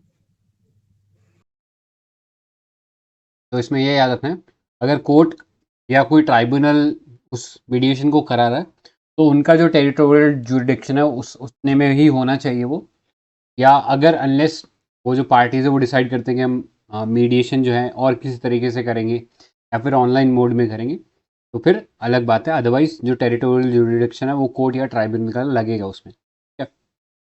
Next, timeline for conducting mediation, तो it must be completed within 120 days or this can be extended by another 60 days with the consent of party. तो timeline fix है, अगर कोई mediation चालू हुआ है तो 120 days में कंप्लीट हो जाना चाहिए, लेकिन अगर ज़रूरत पड़ती है और दोनों पार्टीज का कंसेंट होता है तो उस केस में 60 डेज तक और एक्सटेंड किया जा सकता है, यानी टोटल कितना डेज हो गया, 180 डेज हो गया मैक्सिमम। ठीक है।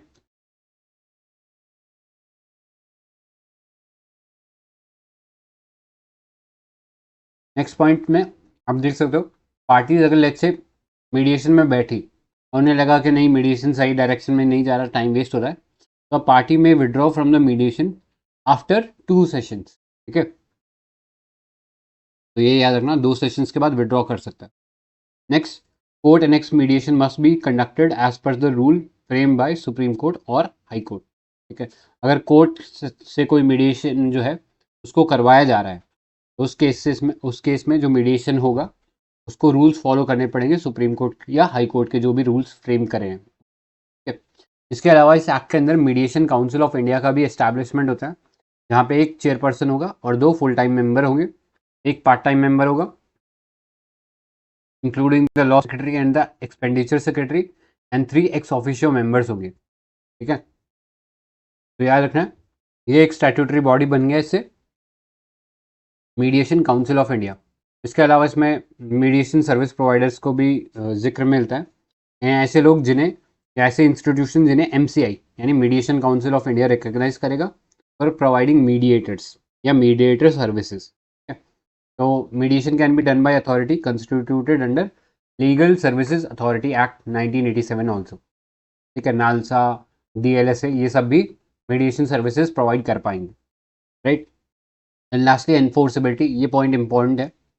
यहाँ पे आप देखिए, कोई भी अगर एग्रीमेंट जो कि मीडिएशन से निकलता है तो it would be binding and enforceable in the same manner as the courts judgment, और कोर्ट का जो भी वर्डिक्ट है, राइट, उसको आप चैलेंज कर सकते हो। इस मीडिएशन का जो भी वर्डिक्ट है उसको चैलेंज कर सकते हो before a competent court with in 90 days.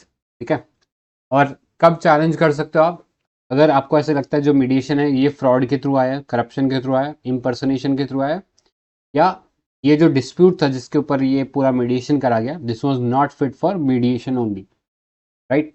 तो ये पता होना चाहिए, 90 डेज के अंदर आप अपील कर सकते हो, उसके बियॉन्ड फिर ये बाइंडिंग हो जाएगा और आपके पास कोई लीगल रेमेडी नहीं बचेगा। ठीक है, कोई डाउट है यहाँ तक?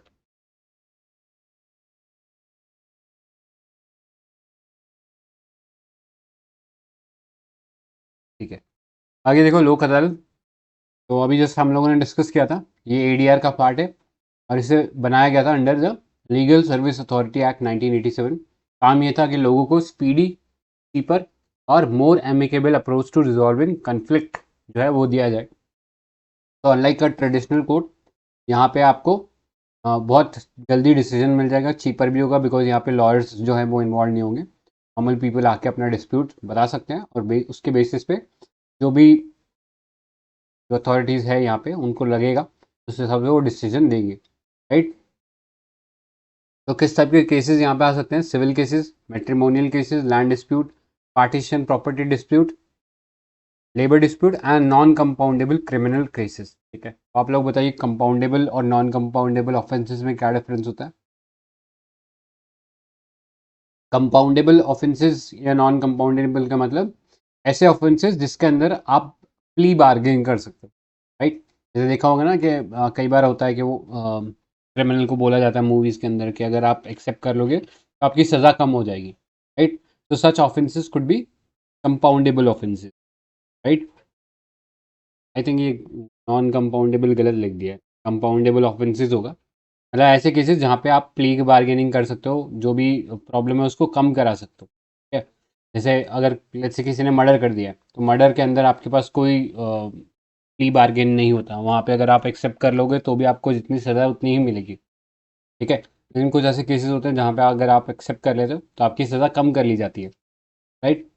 तो ऐसे ऑफेंसेस जहाँ पे ये प्रोविजन अवेलेबल होगा उसको बोलते हैं, जहाँ पे इस सज़ा को कम कराया जा सकता है, those would be compoundable offences. तो यहाँ पे लोक अदालत हमेशा सिविल या कंपाउंडेबल जो क्रिमिनल केसेस है सिर्फ उन्हीं मैटर्स को सुन सकता है, ठीक है, ये पता होना चाहिए। और लोक अदालत का जो फैसला आएगा, क्योंकि लोक अदालत जो है उसकी पावर सेम होगी as a civil court under the code of civil procedure 1908। तो जो भी डिसीजन दिया जाएगा लोक अदालत के द्वारा that would be final and binding on all parties and no appeal shall lie to any court against its award, right. तो जो भी इसका डिसीजन होगा फाइनल होगा, बाइंडिंग होगा और उसके अगेंस्ट कोई अपील नहीं होगी, राइट। सो पार्टीज को पहले से पता होता है कि अगर वो जाएंगे इसके अंदर तो फिर उनके ऊपर एक बाइंडिंग डिसीजन जो है उसको फॉलो करने का एक प्रेशर रहेगा, राइट। तो इस तरीके से जो जुडिशरी के ऊपर जो पेंडेंसी है केसेस का को कम करने के लिए ये लोक अदालत ऑर्गेनाइज कराई जाती है रेगुलरली। और इनफैक्ट कई बार कोर्ट खुद से सामने से जो पार्टीज होती हैं उनको रिकमेंड करते हैं कि आप इस जो भी मैटर है उसको लोक अदालत में सॉल्व करें, ठीक है। अब आगे चलते हैं, मॉडल प्रिजन एक्ट 2023। तो एमएचए ने प्रिपेयर किया है ये मॉडल प्रिजन एक्ट, ठीक है। वैसे आपको पता है जब भी ये वर्ड आता है ना मॉडल, तो इसका मतलब क्या है कि जो यूनियन गवर्नमेंट है या सेंट्रल गवर्नमेंट है वो एक तरीके का गाइडलाइन प्रोवाइड करिए स्टेट गवर्नमेंट्स को, राइट। रीजन बीइंग जो प्रिजन होता है ये स्टेट सब्जेक्ट होता है, राइट। यहाँ पे सेंट्रल गवर्नमेंट का कोई पावर नहीं होता, तो सेंट्रल गवर्नमेंट बस यूनिफॉर्मिटी के लिए ऐसा का कोई एक्ट बनाती है जिसको एक टेम्पलेट की तरह बाकी स्टेट्स फॉलो कर सकते हैं, तो इसलिए ये मॉडल प्रिजन एक्ट नाम दिया गया है। तो ये रिप्लेस कर रहा है प्रिजन एक्ट 1894 को, जो ब्रिटिश एरा या कॉलोनियल लेगेसी का एक पार्ट था। तो इससे कुछ चीज़ें चेंज होगी, जैसे टू एनकरेज गुड कंडक्ट, तो प्रोविजन दिए गए for the grant of parole furlough and remissions to the prisoners. यहाँ पे ये तीनों टर्म्स का मतलब पता होना चाहिए। पेरोल मतलब एक टाइप का कंडीशनल रिलीज है जहाँ पे जो कन्विक्टेड पर्सन है जो कि जेल के अंदर बैठा हुआ है उसका जो सेंटेंस है उसको कुछ समय के लिए सस्पेंड कर दिया जाता ताकि वो बाहर जा सके, ठीक है। जैसे सपोज किसी की 4 साल की सज़ा थी, अगर उसको पेरोल मिला 2 साल बाद, मतलब 2 साल बाद वो जेल से बाहर आता है, 1 महीना सपोज बाहर रहा वो और वापस जब जेल में आ जाएगा तो उसका जो रिमेनिंग 2 साल का जो पीरियड है वो वापस चालू हो जाएगा, ठीक है।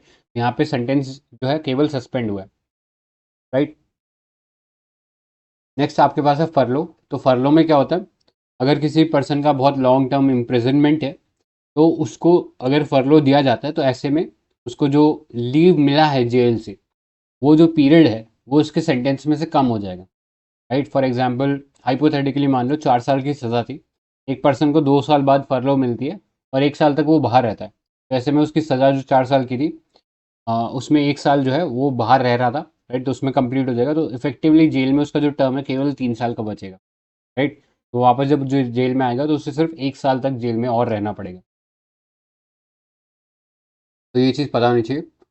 फरलो के अंदर जो सेंटेंस है वो कम हो जाता है, ठीक है। पेरोल में जो सेंटेंस है वो थोड़े समय के लिए टेम्परली सस्पेंड होता है, लेकिन जब वो वापस आ जाता है तो वैसे ही कंटिन्यू करता है। फिर नेक्स्ट है बेल आपके पास। तो बेल बेसिकली एक तरीके से रिलीज होता है एक या फिर प्रोटेक्शन होता है अरेस्ट से। जब एक पर्सन को लगता है कि वो अरेस्ट हो सकता है तो वो एंटीसिपेटरी बेल ले लेता है। या फिर अगर लग रहा है कि ये पर्सन जो है ये कॉन्विक्ट है, इसने क्राइम किया है, उसको पकड़ के पुलिस जेल में डाल देती है।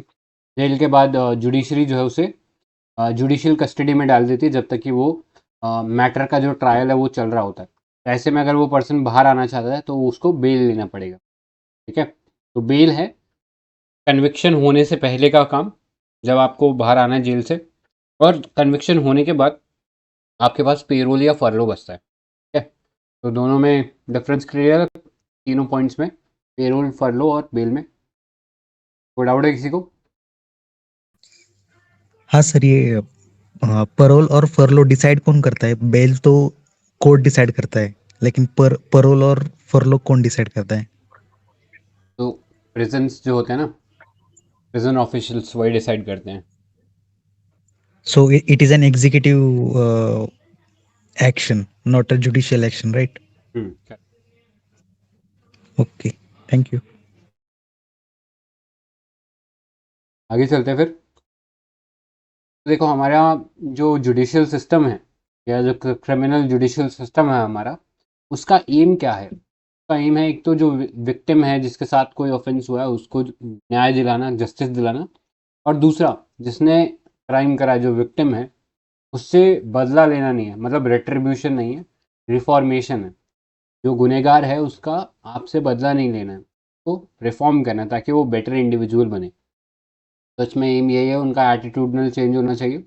उसके लिए हम कोशिश कर सकते हैं उनका स्किल डेवलपमेंट हो, वोकेशनल ट्रेनिंग दे, सेपरेट एकोमोडेशन बनाए वुमेन के लिए। वही रिसेंटली पता नहीं कहाँ का एक प्रिजन का केस आया था, वो वुमेन प्रिजन था, तो वहाँ पे ऑलमोस्ट 160 वुमेन जो थी प्रेग्नेंट हो गई थी, राइट? तो इस ऐसे में सेपरेट एकोमोडेशन होना चाहिए वुमेन्स के लिए, ट्रांसजेंडर इनमेट के लिए, बिकॉज क्या होता है अंदर जाने के बाद भी इनका बहुत एक्सप्लॉयटेशन होता है, राइट? या आपको पता है 60% तो अंडर ट्रायल ही हमारी जेलों के अंदर, राइट?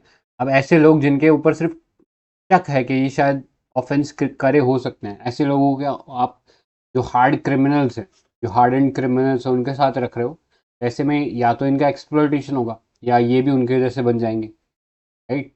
तो इस रेशियो को या इस सिनेरियो को चेंज करने की ज़रूरत है। तो इसलिए जो बेल फरलो के ये जो कॉन्सेप्ट है इनको थोड़ा और लिबरल बनाने की ज़रूरत है, ठीक है?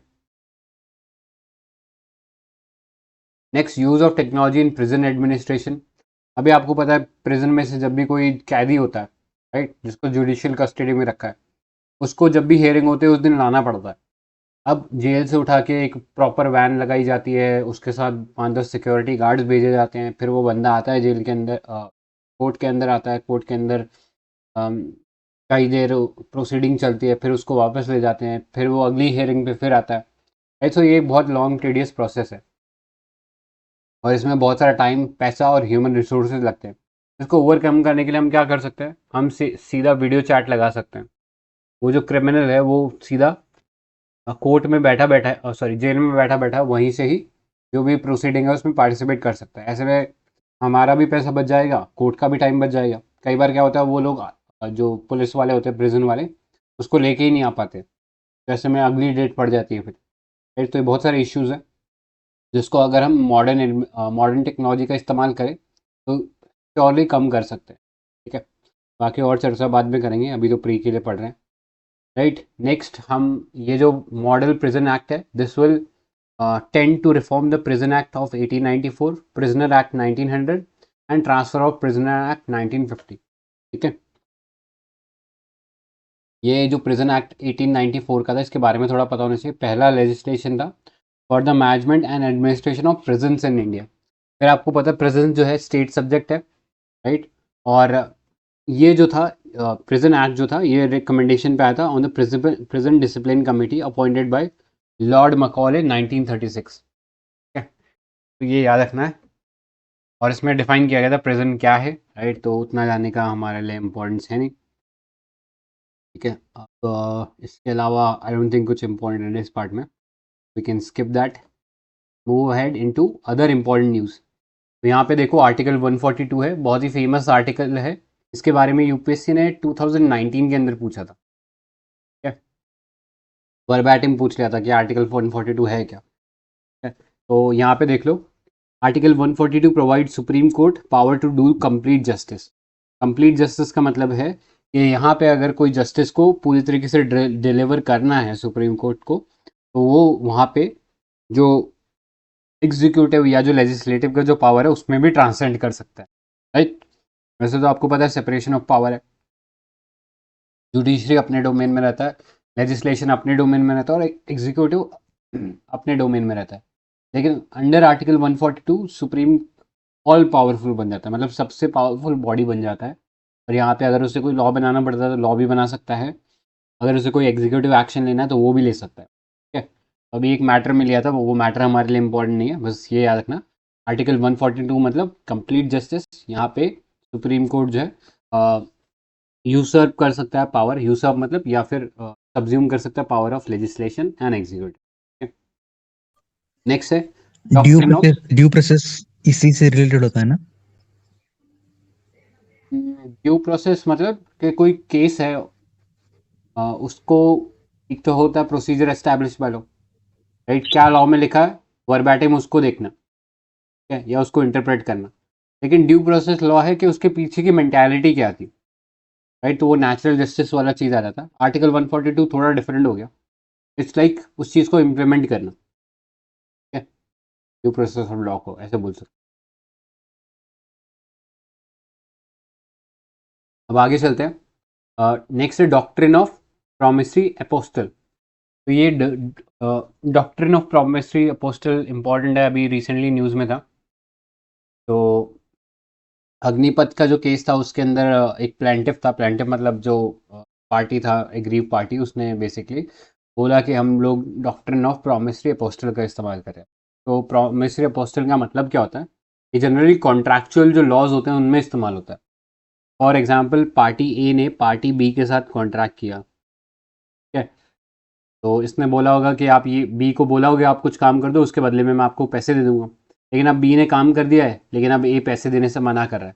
ऐसे में बी क्या करेगा, कोर्ट में जाएगा और बोलेगा हम डॉक्ट्रिन ऑफ प्रोमिसरी अपोस्टल जो है उसका इस्तेमाल कर रहे हैं। तो इसका मतलब क्या है, इस केस में जो ए ने कॉन्ट्रैक्ट में एंटर किया है बी के साथ, तो बी ये इंश्योर कर रहा है कि अब ए जो है उस काम का पेमेंट को रोक नहीं सकता, राइट? क्योंकि जब एग्रीमेंट में एंटर हुआ था तो क्लियरली बोला गया था कि ये जो काम होगा बी जो करेगा उसके बदले ए इसको पैसे देगा। तो अब जो ए मना कर रहा है, he would not be able to do so under the doctrine of promissory estoppel, ठीक है? इससे जो कॉन्ट्रैक्ट है उसका एग्जीक्यूशन इंश्योर होता है, उसको प्रॉपर कंपनसेशन मिलता है, राइट? कोई डाउट है किसी को इसमें? उधर स्पेलिंग गलत लिखा है क्या? ठीक है, प्रोनाउंसिएशन फिर एस्टोपेल होना चाहिए ना, अपोस्टल अपोस्टल बोल रहे हैं आप, इसलिए मैंने पूछा। हाँ यार एस्टोपेल, एस्टोपेल, हाँ एस्टोपेल बोल सकते हैं, आई थिंक शायद मेरे प्रोनाउंसिएशन में दिक्कत हो रहा होगा, ठीक है? तो डोंट माइंड माय प्रोनाउंसिएशन, जो लिखा है वो सही लिखा है, ठीक है? ऑलराइट, आगे चलते हैं। नार्को एनालिसिस टेस्ट, ये कई बार सुना होगा केसेस मूवीज़ में या टीवी सीरीज़ में। ये बेसिकली क्या हुआ था, अभी ये जो रेसलर्स प्रोटेस्ट चल रहा था यहाँ पे बेसिकली बात करी गई थी कि नार्को टेस्ट का आप इस्तेमाल करिए। तो नार्को टेस्ट में बेसिकली क्या होता है, आपकी बॉडी के अंदर कुछ सब्सटेंस है, उसको इंजेक्ट किया जाता है जिससे आप हेलुसिनेशन में चले जाते हो। हेलुसिनेशन इन द सेंस थोड़ा सा हाफ कॉन्शियसनेस स्टेट में चले जाते हो, मतलब थोड़ा बेहोशी की हालत में चले जाते हो, जहाँ पे आपका ब्रेन 100% फंक्शन नहीं कर रहा होता, यानी आप एक नशे की हालत में होते हो। तो होता है ना कभी कभी नशे में आदमी जो नहीं बोलना चाहता वो भी बोलने लग जाता है, वही सेम चीज़ यहाँ पे होती है। यहाँ पे डाला जाता है सोडियम पेंटोथन, जो कि ट्रुथ सेरम बोला जाता है, राइट? तो ये जो सब्सटेंस है ये इंजेक्ट कर दिया जाता है बॉडी में, और इससे आदमी जो है थोड़ा सा एक लो सेल्फ कॉन्शियस स्टेट में चला जाता है, और वहाँ पे फिर वो जो भी है सच बोलने लगता है। लेकिन 100% ट्रू नहीं होता, like people can still fake it, right? तो याद रखना, मैक्रो सॉरी ये जो नार्को एनालिसिस है, this is not admissible as a primary evidence. मतलब इसी केस के अंदर इसको प्राइमरी एविडेंस नहीं मानेंगे, इसको ज़्यादा से ज़्यादा सपोर्टिंग एविडेंस मान सकते हैं, राइट? तो अगर डिग्री ऑफ एविडेंस में बोलेंगे तो इसका डिग्री जो है काफ़ी लोअर आता है, राइट? आपने देखा भी होगा बहुत बार मूवीज़ में दिखाते हैं कि लोग स्कैम कर रहे हैं ना। तो मूवी था जॉली एलएलबी था शायद, उसके अंदर ये नार्को टेस्ट करते हैं, ठीक है, जॉली एलएलबी 1 में, राइट? तो ये पता होना चाहिए। कोई डाउट है इसमें? ऑलराइट, फिर आगे चलते हैं। रेक्यूजल बाय जजेस, तो जजेस क्या करते हैं, कई बार उनको लगता है कि कन्फ्लिक्ट ऑफ इंटरेस्ट आ रहा है किसी केस के अंदर, तो वो अपने आप को उसमें से बेंच में से रेस्क्यू कर लेते हैं, राइट? तो जनरली दो तरीके से हो सकता है, या तो ऑटोमेटिक होता है, यानी जज को लगता है कि उन्होंने कभी इस मैटर में पहले भी सुना हुआ है, तो अपने आप को रेस्क्यू कर लेते हैं। जैसे एक केस बताऊं तो ऐसा था कि वो हाई कोर्ट में उन्होंने वो मैटर को सुना होगा, उस मैटर को बाद में डिसीजन दे दिया, और फिर उनका प्रमोशन हो गया उस जज का इन द सुप्रीम कोर्ट। अब वो वही सेम मैटर वापस सुप्रीम कोर्ट में by the way of appeal आ गया। तो ऐसे में जिस जज ने पहले उसमें जजमेंट दिया था, वही वापस उस बेंच में बैठे हों, तो हो सकता है वो अपने पुराना जो डिसीजन था उससे बायस्ड होकर decision they they. For that reason वो अपने आप को ऑटोमेटिकली रेस्क्यू कर सकते हैं। ऐसा होता है कई बार पार्टीज, यानी जो एग्रीव पार्टीज के जो लॉयर्स होते हैं वो आस्क कर सकते हैं जज को कि आप अपने आप को रेस्क्यू कर लीजिए, बिकॉज आपका इस केस में किसी तरह का बायसनेस हो सकता है, राइट। तो वो भी बेसिकली रिक्वेस्ट कर सकते हैं। अल्टीमेटली रेस्क्यू करना नहीं करना, that is the part of, या that is as per the decision of the जज हिमसेल्फ। ठीक है, तो ये पता होना चाहिए। आगे चलते हैं। नेक्स्ट देखो, advocate on record system in supreme court. तो advocate in record is a lawyer in the Indian legal system who is registered and authorised by supreme court to represent clients in that court. ठीक है, तो एक system है जहाँ पे supreme court allow करता है ऐसे लॉयर्स को कि वो क्लाइंट्स को रिप्रेजेंट करते हैं इन द सुप्रीम कोर्ट। ठीक है, तो advocate act provide for two kind of advocates, senior advocates and advocates. एक डिस्टिंक्शन होता है एडवोकेट्स के बीच में। जो सीनियर एडवोकेट्स होता है उसको ये एक ऑनररी पोजीशन है जो कि सुप्रीम कोर्ट देता है। ठीक है, तो ये याद रखना। However the supreme court in an exercise of rule making power under article 145 made a provision for advocate on record system. तो इसकी एलिजिबिलिटी क्या है एडवोकेट ऑन रिकॉर्ड के लिए? Only advocate on record is entitled to file any matter or document before a supreme court. Senior advocate is not entitled to appear without advocate on record in supreme court. तो ये दो चीज़ें हैं, ये दो condition है जो आपको याद रखने हैं with regards to advocate on record. ठीक है, फैक्चुअल डिटेल है इसमें, ज़्यादा जानने लायक कुछ नहीं है। आगे चलते हैं। नेक्स्ट है fast track special court scheme. तो यूनियन कैबिनेट ने अप्रूव कर दिया continuation of fast track special courts until March 31, 2026। तो ये जो फास्ट ट्रैक स्पेशल कोर्ट थे 2019 में लॉन्च किया गया था, and these were centrally sponsored scheme. ठीक है, सेंट्रली स्पॉन्सर्ड मतलब यहाँ पे सेंटर कुछ पैसा देगा और स्टेट्स कुछ पैसा देंगे। तो ये जो इस टाइप की जो स्कीम्स होती हैं इन्हें सेंट्रली स्पॉन्सर्ड स्कीम बोला जाता है। And these are implemented by home? Department of justice, जो कि ministry of law and justice के अंदर आता है। यहाँ पे जो सेंट्रल शेयर है is to be funded by Nirbhaya fund, aiming to enhance the safety and security of the women. तो आपको पता है निर्भया फंड जो है था स्पेसिफिकली वुमेन सिक्योरिटी के लिए बनाया गया था after the Nirbhaya incident of 2012 का इंसिडेंट था ना, तो उस इंसिडेंट के बाद ये निर्भया फंड बनाया गया था। तो वुमेन सिक्योरिटी से रिलेटेड जो भी इनिशिएटिव्स हैं, चाहे वो सेंटर के हों स्टेट्स के हों, उनको फंड करने के लिए निर्भया फंड बनाया था। अब इसको मैनेज कौन करता है? तो इसे मिनिस्ट्री ऑफ फाइनेंस मैनेज करता है। ठीक है, याद रखना ये चीज़ इंपॉर्टेंट है, कभी गलती से ministry of women and child development mark कराओ, राइट। तो ये याद रखना, फास्ट ट्रैक जो कोर्ट्स होते हैं दीज आर डेडिकेटेड कोर्ट्स जो डिसीजन जो है थोड़ा सा जल्दी देते हैं as compare to traditional courts. तो ये याद रखना, बहुत सारे केसेस में इन्हें बनाया जा सकता है, जैसे जो पॉक्सो होता है, protection of childs from sexual offences act, इसके अंदर भी ये जो फास्ट ट्रैक स्पेशल कोर्ट्स है ये बनाए जाते हैं, राइट। ये पता होना चाहिए। आगे चलते हैं। नेक्स्ट नारी अदालत। तो नारी अदालत इज पार्ट ऑफ संबल सब स्कीम अंडर मिशन शक्ति which operates under ministry of women and child development. तो यहाँ पे नारी अदालत provides women with alternate grievance redressal mechanism for resolving cases of petty nature। ठीक है, पेटी नेचर मतलब जैसे हरासमेंट का केस हो गया, उनके जो राइट्स हैं उनका कर्टेलमेंट हो गया। तो ये सब जो केसेस होते हैं जो कि पेटी नेचर के हैं, these can be resolve under the Nari Adalats, right. तो ये याद रखना, these problems face by women at gram panchayat level. तो यही इसमें इम्पोर्टेंट। आगे चलते हैं।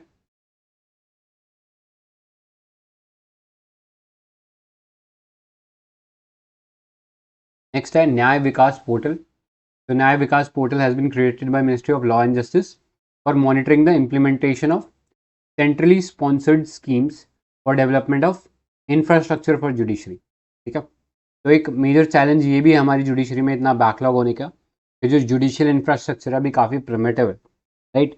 बहुत से ऐसे हमारे पास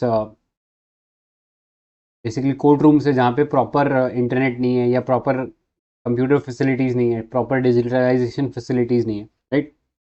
तो उसको ओवरकम करने के लिए न्याय विकास जो पोर्टल है ये बेसिकली बनाया गया है bye ministry of law and justice, ताकि मॉनिटर कर सके जितना भी डेवलपमेंट हो रहा है जुडिशियल इंफ्रास्ट्रक्चर का उसको। ठीक है, तो न्याय विकास की बात करें तो डिपार्टमेंट ऑफ जस्टिस जो कि लॉ मिनिस्ट्री के अंडर है has implemented the centrally sponsored scheme for the development of infrastructure facilities for district and subordinate judiciary since 1993 and 94। इसमें जो सेंट्रल असिस्टेंस है वो दिया जाता है स्टेट गवर्नमेंट्स और यूटीज़ को for construction of court halls, residential unit for judicial officer जजेस ऑफ द डिस्ट्रिक्ट। अब इसमें फंडिंग पैटर्न देखो तो स्टेट्स के अकॉर्डिंग अलग अलग फंडिंग पैटर्न है। नॉर्थ ईस्टर्न और हिमालयन स्टेट के लिए 90-10 है, मतलब 90 जो हिस्सा है फंडिंग का ये कहाँ से आएगा, सेंटर से आएगा। 10% जो है वो स्टेट से आएगा। यूटीज़ के लिए 100% है। बाकी जो रिमेनिंग स्टेट है उसमें 60-10 है, मतलब सेंटर का शेयर 60 है और स्टेट्स का 10 जो शेयर है वो 40 है। नेक्स्ट है जस्टिस क्लॉक, तो ये थोड़ा सा छोटा सा टॉपिक है। इलेक्ट्रॉनिक साइनेज सिस्टम है which has been installed across the court complexes of the high court. तो this initiative will inform the stakeholder about court related parameters and bring awareness among the public by providing bird eye view of the court related। तो जो भी court का जो data है उसका एक bird eye view लोगों को मिल पाएगा, राइट। ऑल्दो उसके लिए आपके पास और भी चीज़ें बनाई हुई है, जैसे आपने यहाँ पे देखा होगा national judicial data grid, right. अगर आपको कभी भी देखना है कि हमारे जुडिशरी के क्रॉस कितने पेंडिंग केसेस हैं तो ये वेबसाइट को आप जाके विजिट कर सकते हो, नेशनल जुडिशियल डेटा ग्रिड। अब आपको सारे पेंडिंग जो भी केसेस हैं वो सबका रिकॉर्ड मिल जाएगा। आगे चलते हैं टेक्नोलॉजी इन जुडिशरी। तो अभी थोड़ी देर पहले हम लोगों ने सुपेश सुवास की बात कर रहे थे, राइट। सो ये सब चीज़ें आपको यहाँ पे मिल जाएंगी। तो जुडिशरी का काम इम्प्रूव करने के लिए हम लोगों ने बहुत सारे मिशन लेके आए, जैसे है ई कोर्ट मिशन, राइट, जहाँ पे जो कोर्ट्स हैं उनको डिजिटाइज करने का काम किया जा रहा है। नेक्स्ट है interoperable criminal justice system to enable seamless transfer of data and information among different stakeholders. इसमें कोर्ट्स हो गया, पुलिस हो गया, जेल्स हो गया, इनके साथ में जो बेसिकली इन्फॉर्मेशन शेयरिंग है इसको सीमलेस तरीके से किया जा सकता है, अनलाइक ट्रेडिशनली जहाँ पे ये सारा काम पेपर वर्क के थ्रू होता। नेक्स्ट है fast and secure transmission of electronic records, right. तो आपको पता होगा एक थोड़े दिन पहले एक केस हुआ था जहाँ पे सुप्रीम कोर्ट ने बेल दे दिया था एक पर्सन को, एक बहुत फेमस सेलिब्रिटी का बेटा था, उसको बेल मिल गया था, लेकिन उस बेल को एग्जीक्यूट करने में, मतलब वो फिजिकल पेपर वर्क को एक्चुअली प्रेजेंट तक पहुंचने में टाइम लग गया था। तब तक वहाँ की छुट्टी हो गई थी और फिर 2-3 दिन और उस पर्सन को जेल में रखा गया था, राइट। सो ऐसी चीज़ ना हो और फटाफट से डॉक्यूमेंट जो है ट्रैवल कर सके across the different entities in the criminal judicial system. तो ऐसे में रिकॉर्ड्स को फास्टर शेयर करने के लिए ये फास्टर नाम का जो प्लेटफॉर्म था ये बनाया गया था, fast and secure transmission of electronic records. किसने बनाया? सुप्रीम कोर्ट ने बनाया, राइट। नेक्स्ट है सुवास, supreme court Vidhik Anuvaad software to translate English judgments into regional language. तो सुवास जो है बेसिकली ट्रांसलेटर ऐप है जो कि सुप्रीम कोर्ट के जो भी जजमेंट्स होते हैं उनको वर्नाकुलर लैंग्वेज में पब्लिश करने का काम करता है, ताकि जुडिशियल जो भी जजमेंट्स है वो सबको एक्सेसिबल हो। नेक्स्ट है ESCR पोर्टल, तो it's the digital version of apex courts judgment in the same manner as they are reported in the official law report. तो ये थे कुछ इंपॉर्टेंट चीज़ें जो पता होनी चाहिए। इसके अलावा इंडिया जस्टिस रिपोर्ट है आपके पास, third edition of the report was release by Tata trust in collaboration with different NGOs, ठीक है। तो इसके अंदर बेसिकली असेस किया गया था, रैंक किया गया था ईच स्टेट को on the progress in capacitating its major justice delivery mechanism. अब जस्टिस डिलीवरी के 3 पिलर्स हैं या 4 पिलर्स हैं। पहला जुडिशरी इटसेल्फ, जहाँ पे जजेस आ जाते हैं, फिर पुलिस है जो कि इन्वेस्टिगेशन और लॉ एंड ऑर्डर मेंटेन करने का काम करती है, फिर प्रिजन है जहाँ पे कैदी को रखा जाता है, और लास्टली लीगल एड है जिसमें पब्लिक प्रोसिक्यूटर वगैरह आ जाते हैं, राइट। तो ये था आपका judiciary part of the PD 365। इसमें किसी को कोई डाउट है, कोई क्वेश्चन है तो पूछिए।